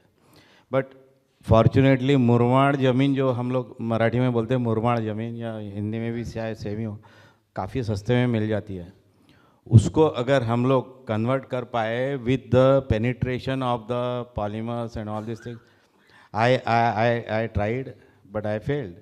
I am telling you very frankly, but I will keep on doing that. That is also one of my ये लाइफ का एक प्रोजेक्ट है कि जो उसको मैं करूँगा, यानी करने की कोशिश करूँगा। करूँगा नहीं करूँगा तो ऊपर वाले के हाथ में, जो उसका सक्सेस देना या नहीं देना। तो बट बहुत हार्ड ज़मीन को, जो पथरालू ज़मीन है, उसको कुछ ना कुछ तरीके से उसका पेनिट्रेशन, उसका जो नहीं कुछ हो, तो हम लोगों जो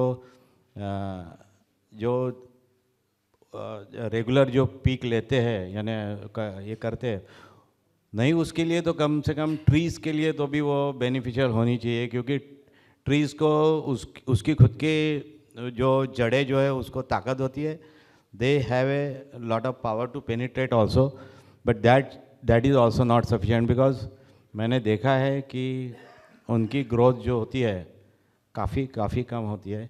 इसके ऊपर भी मैं यानी आपके जरिए से डॉक्टर साहब को रिक्वेस्ट करता हूँ, आप उनके भी बोलिए कि अगर इधर में कुछ अगर आपने शायद किया भी होगा तो आप हमें अपडेट कर सकते हैं, या फिर कर रहे होंगे तो भी हमको खुशी होगी। यानी हमको यानी बोले तो पूरे हिंदुस्तान में बड़ी ज़रूरत है उसकी। बिल्कुल सर, आपकी बात मैं दो चीज़ें ऐड करना चाहूँगा यहाँ पे कि एक तो ये कि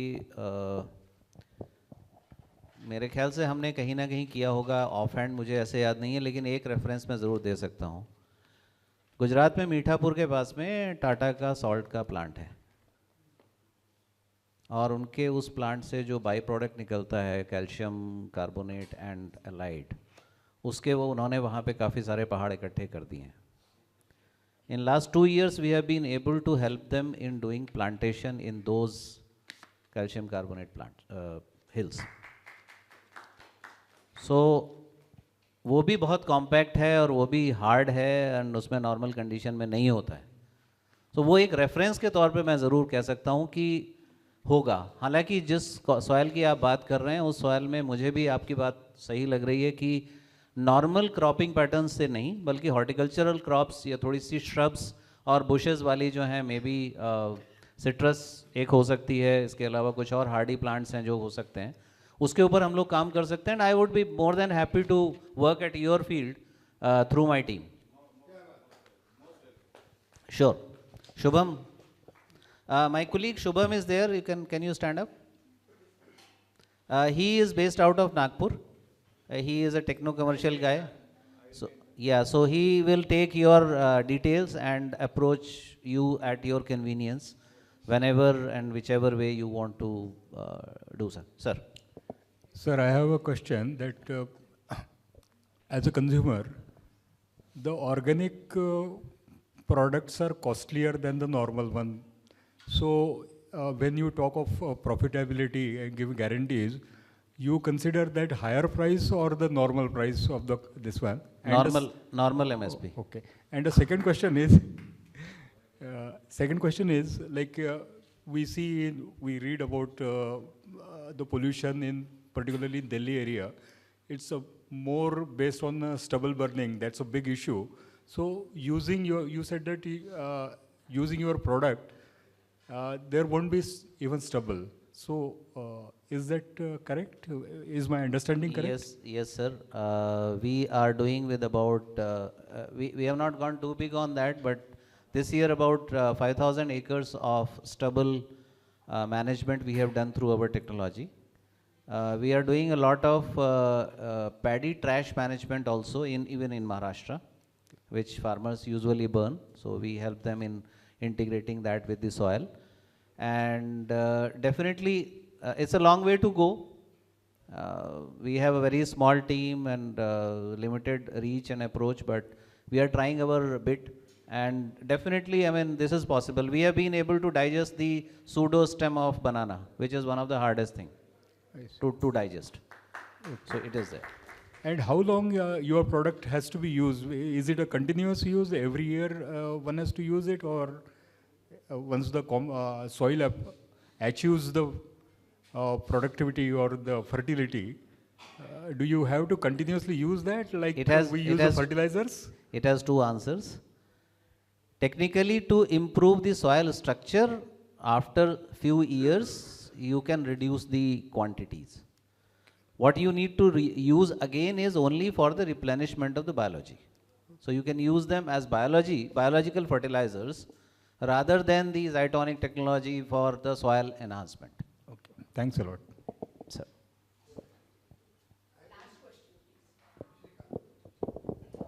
हेलो सर, तीन लोगों ने तो ऑलरेडी आपको बोला है कि there form is available for your trying your technology. I am the fourth one in the list. Thank you sir, thank you. लेकिन मैं अपनी बात थोड़ा अलग तरीके से बताना चाहता हूँ. नागपुर के पास नहीं है, अमरावती के पास है. I can offer up to 10 acres without any assurance for profitability. You can use it. You can use it as an experimental field. If it adds to your experiment list, I will be happy. Okay. I am ready to give my farm at least 50% of the, it means 8 acres to you for the experimental. Thank you very much, sir. Thank you थोड़ी सी very much. Information बताना चाहता हूँ. जो village है, the name itself is Khartale गाँव near Amravati.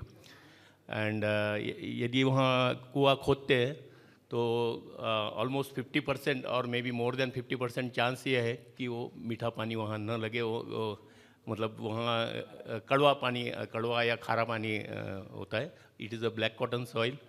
पहले तो लोग बहुत 20-25 क्रॉप्स वहाँ लेते थे. आजकल because of labour problem and all this things और मे बी प्रॉफिटेबिलिटी इशू अभी सिर्फ सोयाबीन और कॉटन होता है. So I am ready if it suits you. Sure, okay sir. Okay, thank you. जी. 1 एकड़ का खर्चा कितना आता है अप्रोक्सीमेटली? 5 से 6 हज़ार रुपये. बस. तो वैसे तो हम आजकल ज़्यादा जनरल में है. अगर कोई ज़्यादा स्थिति खराब है सॉइल की तो थोड़ा ज़्यादा भी हो सकता है. ब्लैक कॉटन में तो इतने में आराम से हो जाएगा sir. Ji. Sir, coming back to your question of organic price, factor. Sir, the other day I was interacting with some dignitaries from Amul. आपको मालूम है Amul is planning a big way for the organic and natural thing. Sir, Amul का collaboration में अभी जो अपना popular आटा है, the price of that organic product is coming down from the irregular product. Ashirvad Atta, I would like to be very specific. I had some interaction with all these people. I also do some work onto this. I'll come back to you with another question. But sir, organic product costly होगा ये एक गलत बात है. I also do a lot of organic work. मेरा एक हाँ वो गलत बात है. I also interact with another company, those who do about 100 acres of organic fruits and vegetables and all that. Their prices are also not that high as comparing to the market. So ये गलत impression है कि organic expensive होता है. नहीं, ये organic natural product से भी अपना regular product से भी सस्ता होता है. Now, sir, I have one question for you. Normally, we are nowadays getting confused with Prime Minister's natural farming guidelines and organic guidelines. Frankly, I am also a farmer. 100% organic करना मुश्किल हो जाता है कभी कभी, क्योंकि कोई एक पर्टिकुलर कीड़ा है, उसको अगर X मारना है वो तो मारना पड़ेगा. 99.9% अपन बोल सकते हैं, but 100% at least let me be honest वो होता नहीं है. I do coordinate couple of organic projects, but ये होता नहीं है. Let us be very clear on that. Sir, अभी जो गाइडलाइन आया है national natural farming, is that contradicting with organic farming? Because the accreditation agencies अगर आप देखेंगे, लाइक हमारे यहाँ पर नीम फाउंडेशन है for organic certification and all that. तो मुझे कहीं ना कहीं लगता है कि are they getting confused with natural guidelines and organic guidelines? वो सर थोड़ा हाईलाइट करिए प्लीज़. जी, थैंक यू सर. काफ़ी रिलेवेंट और इंटरेस्टिंग सवाल है. एक्चुअली क्या है कि अगर हम नेचुरल फार्मिंग की गाइडलाइन की बात करें तो नेचुरल फार्मिंग की गाइडलाइन में उनका ये कहना है कि anything and everything needs to be prepared on farm. Now I have my reservations on that, particularly in terms of the scalability. एक 20 गुंठा 10 गुंठा का कोई फार्मर है, उसके लिए वो करना संभव होगा, लेकिन 10 एकड़ के फार्मर के लिए जीवामृत, घनामृत, नीमामृत, मतलब और सारी चीज़ों को उस तरीके से उस स्केल पे बनाना. और सर आप कुछ करें. जी.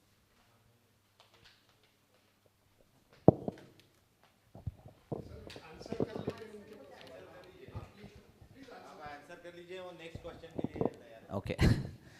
तो मेरा इसमें एक बेसिक फंडामेंटल चीज़ है कि हम ये organic, natural, chemical residue free ये सब क्यों करना क्यों चाहते हैं. मतलब मैं थोड़ा सा, आपने सुना होगा सिक्स सिग्मा का हूँ, मेरे को क्यों पूछने का बहुत शौक है. और जब मैं इस क्यों का पहला जवाब सुनता हूँ तो जवाब दो आते हैं. पहला, हमारी फूड की क्वालिटी डिटेरियोरेट हो गई है. हमारे फूड चेन में पेस्टिसाइड और बहुत सारे अनवांटेड रेसिड्यूज आ गए हैं because of the non judicious use of various chemicals and हम बहुत सी बार कल्प्रिट मानते हैं कि पेस्टिसाइड का और chemical fertiliser are main culprits. बिल्कुल ऐसे ही जैसे सर आपने कहा था कि दिल्ली की हवा के लिए पराली बर्निंग इज़ द कल्प्रिट, मैं वैसे उस बात से सहमत नहीं हूँ।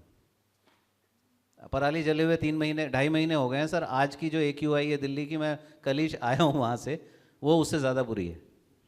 So it has a lot of other factors also, but the point is we want to improve the soil and we want to improve the quality of the food. These are two factors for which we want to go on either organic or natural.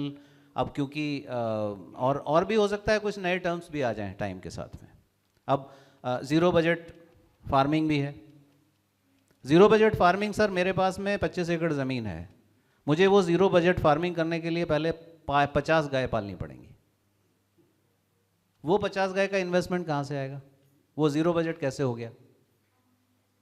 So there are lot of arguments on that side. I think अगर हम सिर्फ एक चीज़ के ऊपर focus करें कि हमको chemical residue free food चाहिए और हमको अपनी सॉइल की हेल्थ इंप्रूव करके उस कंडीशन में लेके जानी है जो 50 साल पहले थी। You can have different means, but ultimate objective is that. That's my personal thing. It may get a different connotation by different people. Interpretation, everybody is free for the interpretation. But मेरा ये मानना है कि अगर हम इसको करें और इन सीमेंटिक्स में ना जाएं। सो अभी बात हो रही थी कि हमारे बहुत सारे, मैम ने भी बताया कि बहुत सारे हमारे शिपमेंट्स रिजेक्ट होते हैं। शिपमेंट्स रिजेक्ट क्यों होते हैं? क्योंकि उसमें अनवांटेड रेसिड्यू है। अगर मैं वो अनवांटेड रेसिड्यू किसी भी मेथडोलॉजी से हटा देता हूँ, मैं कहता हूँ प्रोसेसिंग में ही मेरे पास में ऐसी एडवांस टेक्नोलॉजी आ जाती है कि मैं वो रेसिड्यू एलिमिनेट कर देता हूँ, क्या फ़र्क पड़ता है? अल्टीमेट ऑब्जेक्टिव अगर मेरा क्लियर है तो फिर मेरे लिए वो काम करना आसान है। सीमेंटिक्स में जाने से definitely we limit ourselves. Yes, अगर इसी तरह की और 10-20 टेक्नोलॉजीज आ जाएं, एक मास मोमेंटम बन जाए, हो सकता है कि entire country can become an organic country to feed the entire world. And I am very hopeful because India is actually in the sweet spot. The kind of climate we have, the climate of soil, the kind of soils we have, the kind of diversity we have, we are in that position. The thing is कि पहले हम clarify कर लें हम करना क्या चाहते हैं। Kapil ji, I would like to add here because I am working very closely with National Program of Organic Production. National Program of Organic Production doesn't say that you have to use only natural inputs. It has a quite long list of agricultural inputs that have been approved. Secondly, it says that you have to have 3 years of the cycle, that is 3 years you have to rotate the crops and then it becomes chemical free. Thirdly, not only NPOP, that is National Program of Organic Production, but the second program which has been launched is PGS India. So I had several meetings with the government of India also. PGS India says that yes, you can make your farm chemical free within 1 year, but that will not be for export purpose. And national program is for export purpose. Then PGS India is for domestic purpose. For that you have to make your, or you can claim your field to be chemical free within 1 year. And the third one is Jaivik Bharat. So Jaivik Bharat is as per food safety guidelines, but for Jaivik Bharat you need to have, because now Jaivik Bharat has been aligned, its requirements have been aligned parallel to NPOP, that is for export. So you need to have NPOP, then only you can go for Jaivik Bharat, so that you can sell your produce in India as organic. Furthermore, I would also like to add here that there was one question, it becomes, it is very costly and all that. There is lot of, cheating going on in the country in the name of organic farming, organic produce. The rates are increased, the quality is degraded, so many things are there. I would like to add that unless and until that product because government has banned the every agricultural produce to be claimed as organic unless and until it is with the logo Jaivik Bharat, right? So whenever you are buying such agricultural produce from the market, ensure that it is with that logo. Then only you can say that it is really organic. Don't go for saying for the sake of organic, it is organic. So these steps have already been taken by the government. I will certainly say that they are not as against the contamination-free policy of agriculture. It is certainly aligned with the contamination-free policy of agriculture.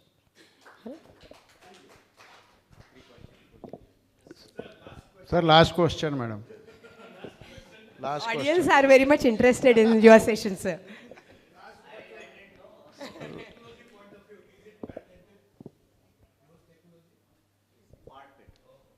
Part patented, yes. Sir. Sir, actually, I want to know, is there any technology available for increasing the productivity of the soybean seed? Whereas we know that in US, in 1 acre, almost 40 quintal of soybean is produced. Whereas in India, we are not achieving only even 10 quintal also. And this will create a big revolution in farmers' pocket. So that if any technology is available or Zydus is working on that, then how much time it will take to implement that technology to the farmers? Sir, there are two answers to this. Yeah. Comparing US productivity and India productivity has one more component, that they go for only one crop in a year. We go at least for 2 crops in a year. So when we are looking at the productivity on a per acre basis, I sometimes as a agriculture student, I find sometimes this as a little confusing, because the kind of rest the soil gets for remaining 8 months in US, and they go for cover cropping, and so, they have improved the soil structure. Fortunately, I have worked in that area. I have interacted with those farmers also. No, that thing can be done with the syndicate farming. If farmer will be benefited with a single crop only. Because if we say the per acre profit, right now farmer cannot generate more than 1 lakh rupees a year. Yes. But if 40 quintal soybean will be produced in only one crop, then he will be very happy. Now, what we have done, sir, our experience with soybean farmers in Madhya Pradesh and part of Maharashtra is that we have been able to help them at 2 counts so far. One is their germination and survival of their initial crop, because that becomes one of the major factor when you are getting the final yield. If your population is 50%, then your yield is not going to be 100% in any case. So we have been able to do that, and we have been able to increase it to about 12 quintals so far. Where the normal farmer is getting about 8 quintals. Will we be able to reach to 40? I don't know. Okay. I can't comment on that at this point of time, but yes, we can definitely make significant improvement. Because And if this will happen, then solvent plant will run throughout the year in India. yes, And I am from that background. sure. No, I understand your point. I worked with ITC at the, when they Correct. started their e-Chopal to get assured quantity of soybean available for their oil. 98, 99 में मैं तब भोपाल में ही काम करता था, तो थोड़ी सी मेरे को ज़रा सी अंडरस्टैंडिंग ज़रूर है वहाँ की, बट ऐसे मैंने कहा कि ग्रेजुअल इम्प्रूवमेंट तो आएंगे, and once we are able to improve the soil, once we are able to sir आपको एक चीज़ बताऊँ, हम लोग प्रोडक्टिविटी लॉस और प्रोडक्टिविटी गैप की बात तो करते हैं और हर क्रॉप में करते हैं. मैंने राइस में करीब 10 साल काम किया है. चाइना का राइस प्रोडक्टिविटी 6.5 टन्स, इंडिया की 2.9 थी, अभी 3.2 हो गई है. उसमें गैप हैं कौन से? Which of those gaps are bridgeable and which of them are not? Actually उसके ऊपर जो स्टडीज है they are still lacking. Correct. So somewhere we need to understand and identify कि मेरा genetic potential वाला वो seed है भी, जो 40 क्विंटल पे जाएगा? मेरा जो सीड का जेनेटिक पोटेंशियल कितना है, मेरा ब्रीडर जिस दिन देता है हाईएस्ट यील्ड उसका बताता है, जेनेटिक पोटेंशियल बताता है, मैं उस पर कहाँ पहुँच रहा हूँ? अभी तो खैर मैं पैडी की अगर बात करूँ तो अभी तो हम पैडी में ही जेनेटिक पोटेंशियल के करीब करीब 60% पे बैठे हैं। तो पहले तो हमारा स्टेप ये होना चाहिए कि मेरी एग्रोनॉमिक मैनेजमेंट ऐसी हो जो मेरी क्रॉप को जेनेटिक पोटेंशियल के पास लेके जाए। Then second parallel aspect is कि breeder has to work to improve the increase and enhance the genetic potential. So it's a complex thing जिसमें बहुत सारे फैक्टर्स हैं, इकोनॉमिक्स भी है, ब्रीडिंग भी है, एग्रोनॉमी भी है। इसीलिए जब एग्रीकल्चर पढ़ते हैं तो उसमें वो 18-19 सब्जेक्ट पढ़ने पड़ते हैं। Thank you, sir. Thank you, sir. Thank you very much. So audience had so many interesting questions which added value to your whatever advice you had been given right from the beginning, and we could gain so many things through your answer to every question which you have given. So friends, we are closing this schedule with the presentation of our gratitude through momentum to our distinguished speaker, Dr. Shailendra Singh today. Can I request the Vice Chancellor, sir, to please felicitate Dr. Shailendra?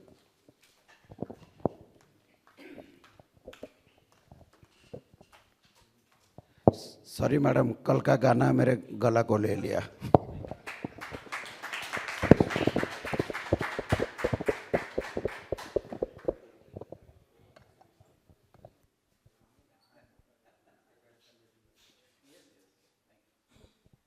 So, Hello. Good morning again.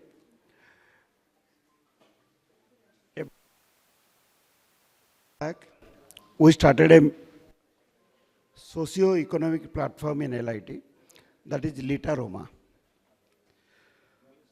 When we are talking about organic, we are talking about crop patterns and all that. Lot of analysis has been done to understand average farmer income in Vidarbha. Lot of socio-economic platforms, they have indicated that the average income from agriculture field crop produce is in the range of about 18 to 20,000 rupees per acre per year. Normal. Boss samne baithe hain. Now, one of the major reasons for this could be our geographic location. Because we are located in the shadow region of Western Ghats, so we have got less rainfall. We are getting approximately about 1060 mm rain per year, which is not enough to grow all the required crops in Vidarbha. But we have got other advantage also, like average sunshine in Vidarbha is in the range of about 50,000 lux throughout the year. We did a lot of research on that. Dr. Saab was involved, we were involved, LIT was involved. So we looked at aromatic, medicinal and aromatic crops, particularly those with a lot of leaf and foliage,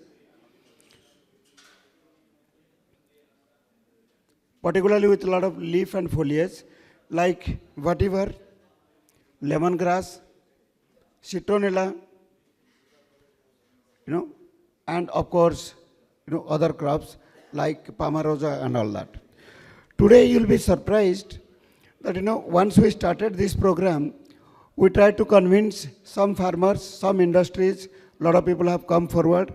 One unit in Mauda, they have come forward, they are doing well in the name of SunGuard. Now, subsequent to this, we have also observed that we need to give a consistent approach to this socio-economic platform for Vidarbha farmers to get benefited. You'll be happy to know that as of today, we have got market potential from Vidarbha alone. There are 3-4 different companies. Market potential from Vidarbha alone, we have got approximately 10,000 acres of citronella, 5,000 acres of Pomarosa, 5,000 acres of lemongrass, 10,000 acres of vetiver, apart from approximately 10,000 acres from orange peel oil. Citronella basically is going nowadays for mosquito repellent. Palmarosa is, as Tikhadi ka tel, is going basically for all the joint pain. We have got lemongrass, a lot of new recipe is coming up with lemongrass, and of course, whatever is going for, yes, that is ether production. Okay. Now, when there is so much of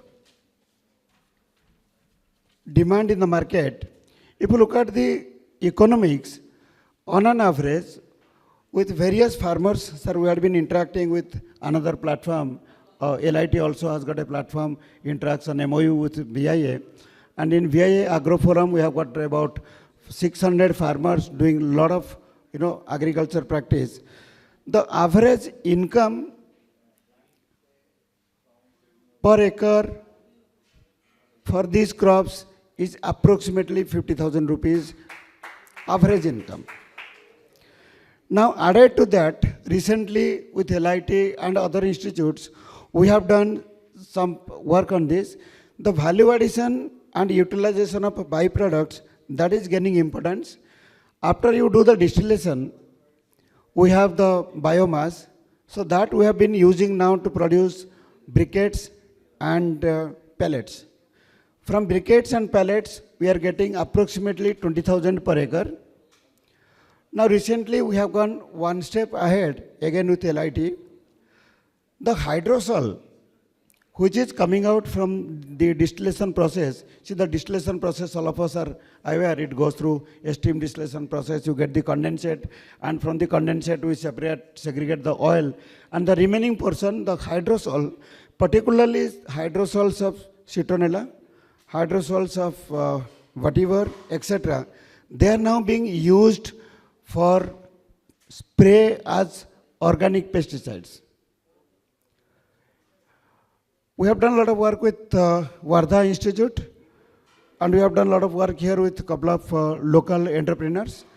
Garlic ginger paste, just to take 250 gram egg pav garlic, egg pav ginger, crush it finely, boil it for some time, boil it with 5-6 liters of water, make that to about 1.5 liters, and about 350 ml of that in 15-liter spray using citronella hydrosol has killed almost every kida of bangan. So in that direction, we have been moving forward. This addition to the farmer is giving approximately 30 to 40,000 rupees per acre. So with this, what happens? The steam distilled oil, which we are getting about 50,000 rupees per acre, so that is becoming your byproduct. Your main production is coming from the, the biomass, which you are using for, either as, briquettes or the, other thing, and the byproduct, which is going for the, insecticide or the natural herbicide and all that. Now, the problem which you are facing from industry, I have addressed this earlier, Honorable Vice Chancellor Sahib is here. We need a lot of quality support for the farmers, because this type of industry, this type of activity is being done by progressive farmers. It is not being done by marginal farmers with 2-3 acres, 5 acres land and all that. The farmers, those who can spend, the progressive farmers, we sometimes call them weekend farmers, many of them are coming back to do this business. They need a lot of quality support and aroma engineering skill. Lot of work, particularly if you look at, recently I was going through some article and which is also verified. The biggest enemy of mankind is mosquito. It is not tiger or buffalo or, leopard or anything. It is mosquito. Mosquito control, I'm sure Chief Minister Sahib is also working heavily into this. Mosquito control, mosquito menace will be controlled by only one crop, that is citronella.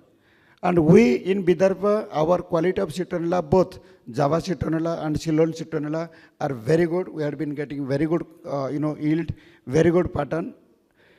Citronella alone will contribute, the oil will go for the, of course, formulation for the spray and all that.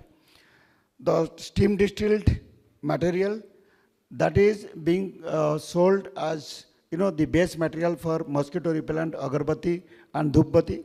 We have a lot of suppliers for that. And of course, the hydrosol goes as the spray. Okay. I would request LIT, particularly there are a lot of students during this interaction, a lot of people have asked me for, work into agriculture side, the internship side and all that. Please come forward and work on improvisation of all these activities.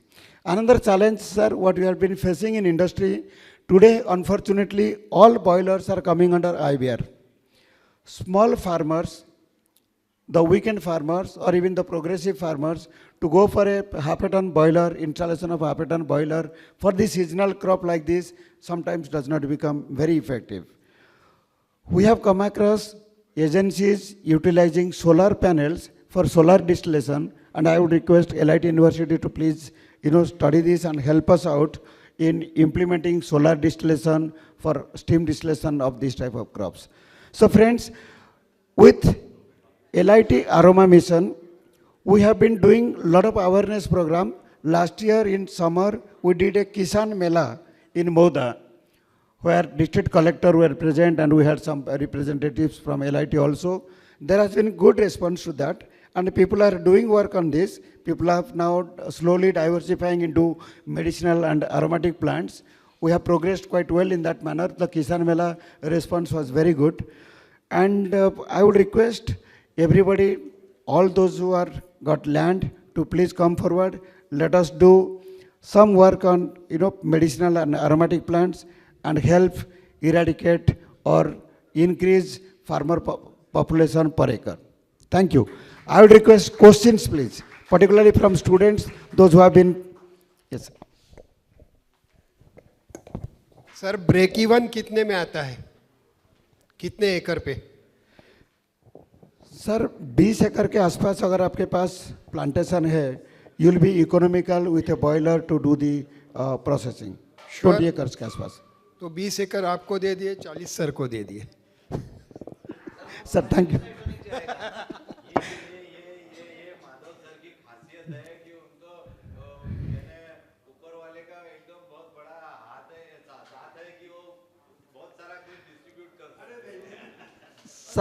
Sir मैं दूसरा suggestion दूंगा. आप 40 एकड़ मेरे को दीजिए, मैं साहब का सिस्टम यूटिलाइज करके आपको दूंगा.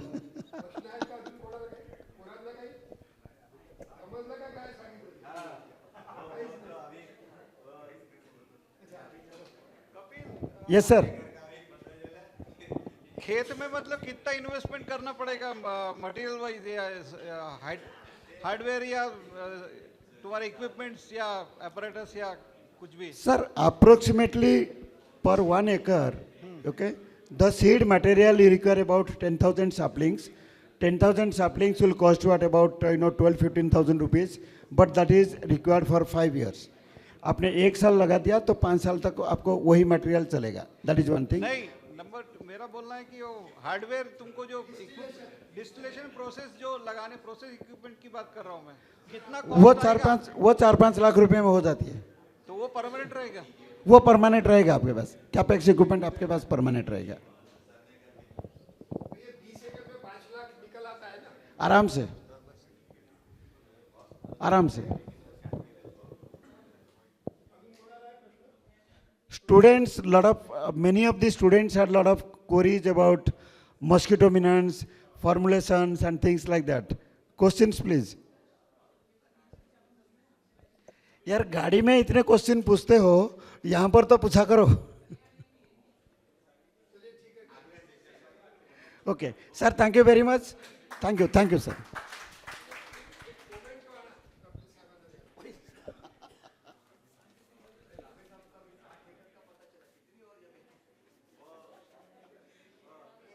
जमींदार है वो, जमींदार.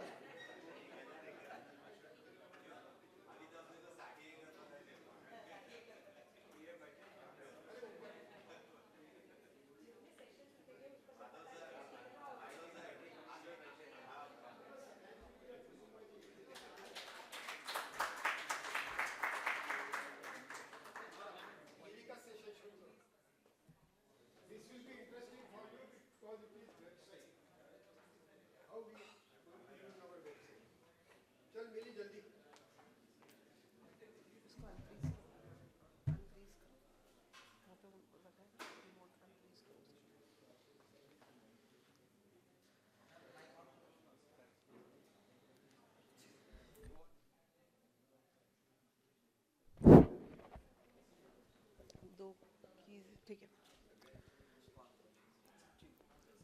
Good afternoon, everyone.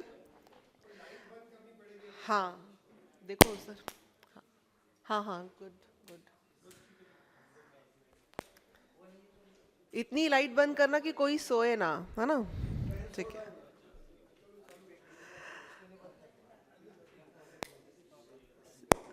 I am Millie Juneja, batch 2002. I will be explaining about the website portal. Many of you who have come to this event, you have reached via portal, and many of you have registered over portal for the first time. Okay? But I want to tell you something behind this, what it is all about. This website which we are using has been chosen with a lot of R&D. After a lot of R&D, it has very, very high value, very high features. But unfortunately, we as complete alumni group of more than 3,000 to 6,000 people are not able to use it properly. And we are investing a lot on this particular web application, which is also available in the mobile application. So every year we conduct some awareness and tutorial kind of thing for this website portal to be used efficiently. Today again, within 10 minutes, I will showcase you how this can be used efficiently and how, ignorantly you have just registered on the event module and reached to this event for GAM. But there is much more thing behind that. So after registration, I want to tell you a few things. There are 2-3 things we should, very strictly follow so that every one of us are on the same page. One is, we should, since while registering yourself for the event, if you have done that haphazardly, I request you all that you go back and complete your profile in this. If you see, whenever you will log in, there is something where you can complete your profile. So I'll show you some profile over here.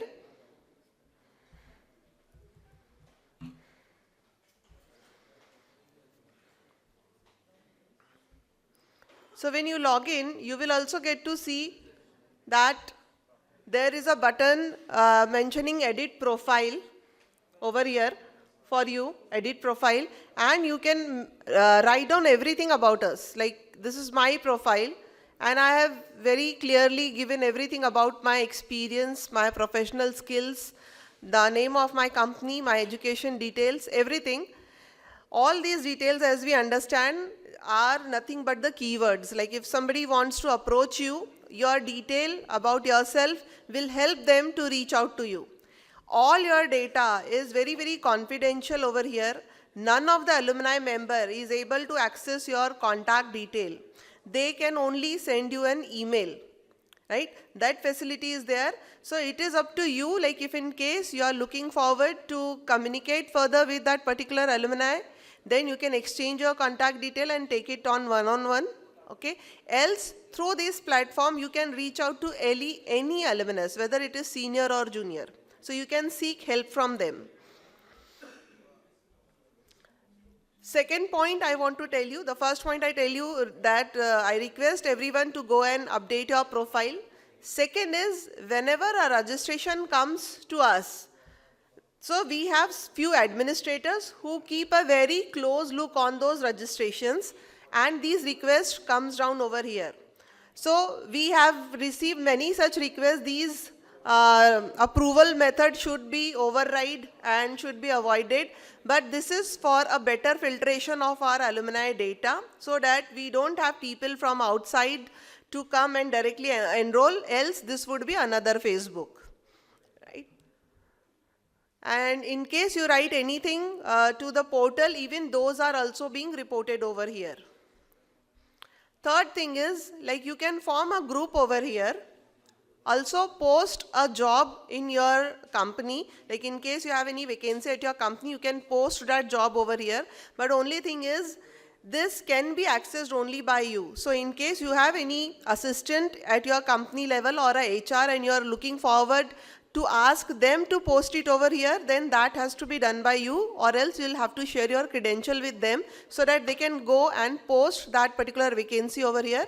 This will help all the people in this alumni portal. So whether even if they are working in some other organization, they will also be able to see this job vacancy and will be able to apply with you. And the last thing which I want to show over here is, which is very much demanded. Everybody has asked for that there should be a directory. Right? Directory की demand हम लोगों को बहुत सारे लोगों ने की है. Everyone is interested to know who is doing what and how we can do some kind of business collaboration with them. For that, it is us who can achieve that. So I'll just show you some reality check. Like if I click on business directory, there is hardly 4 or 5 entries. And we are total, I can show you how many members over here. We are 3,088 people over here, out of which life members are 1,400. But we are only 4 or 5 people who have mentioned about their businesses on business directory. So it is our duty that we should update our profile so that we can interact well on this web portal and make maximum of the investment which we spend or do on this particular web application. So now I'll take you quickly to the mobile application, because we also have a parallel mobile application, and that is something which will extend our activity with different alumni. Because now you have come for this, you will meet many new people over here. At your respective chapters, you know many people, but when you come for the global alumni meet, you meet many people over here. So in case if you would like to download this application, and if you don't have that, so you can download an application with the name of My Alumni Network. My Alumni Network. Right?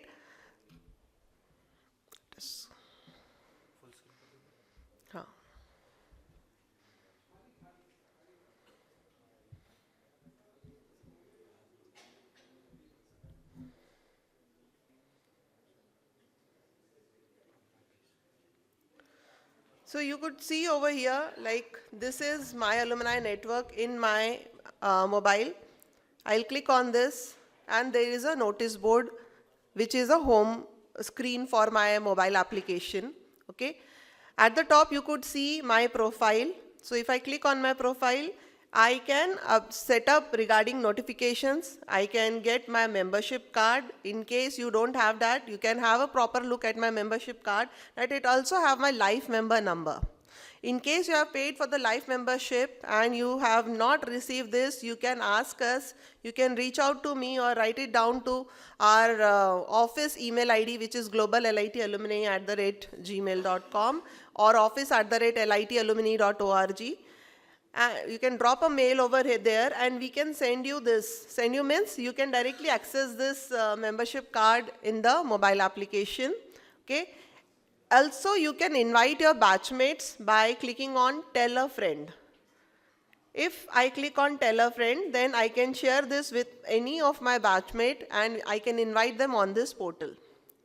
Next, in case I want to access the same features what I have shown you on the web application, then I just need to go to Networks at the bottom, click on the Lakshmi Narayan Institute of Technology. You will see like all these options have appeared. So I can post a discussion in case you are looking for something, what we generally do on the WhatsApp.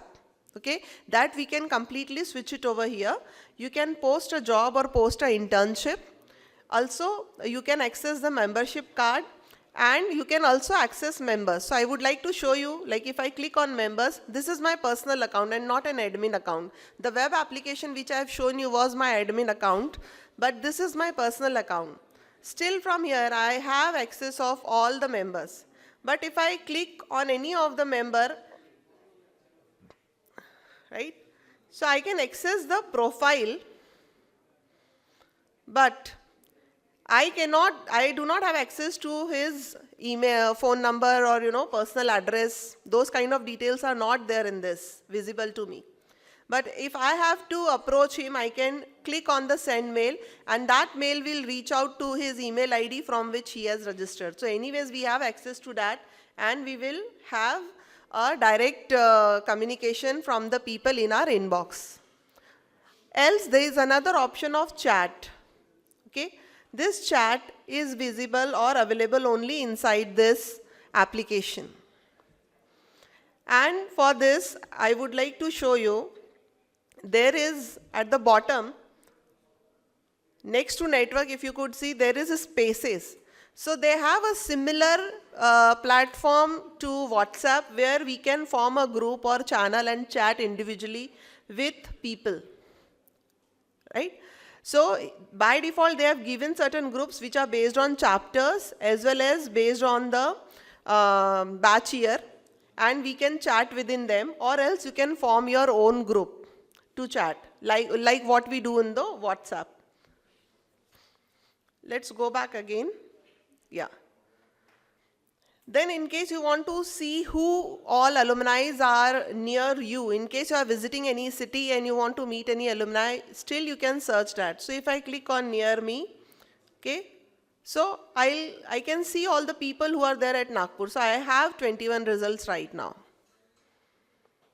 So this is quite helpful in case you are seeking for any kind of cross-networking, alumni support, whenever you are visiting some places, or in case you are looking forward to have more connections virtually, like if people are not available at the Global Alumni Meet and you are looking for a connection with them, this is very, very helpful. And all our investment would have a better ROI in case every one of us are using this. I would also like to share one fact. As I've shared with you, like there are more than 3,000 people on the portal. What is the guess, like how many have mobile application on their phone? Any guesses? Like how many people must be having mobile application on their phone? 200? So? 20? Well, less than 50 people are there on the mobile application. So we work a lot on WhatsApp group, okay? We work a lot on WhatsApp group. That creates clutter. I propose, like if you can segregate all your communication which is related to your college, batchmates and technical conversation on this platform, that would be a good thing and a great return from this kind of investment to us. And this is also helpful to the juniors in case they are reaching out to you. You can, reply them politely, or you can also have a check on which junior is even, shining bright. There are many such juniors who are shining bright and we are not aware about them. So those people can also be of some use to you. So that was from my end. In case you have any questions, I am available to answer that directly from here. Okay, one more thing I would like to share. If you go to a person's profile,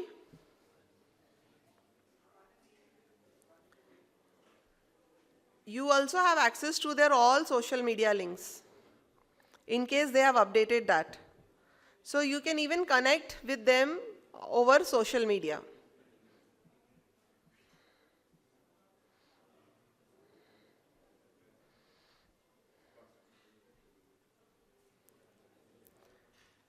So as you could see one URL icon over there. So from here I can directly reach out to the website of Mr. Khopkar from here.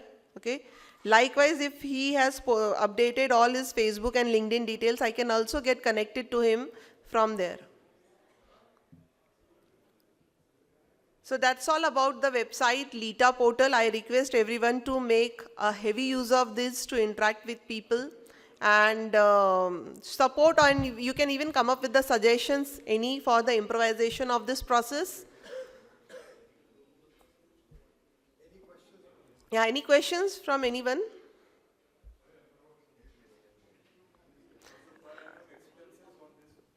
That would be given in the AGM, sir. Take care. Fine, I hope this application is very easy to understand. My agenda was only to sensitize on utility of this. Over to Madhav, sir.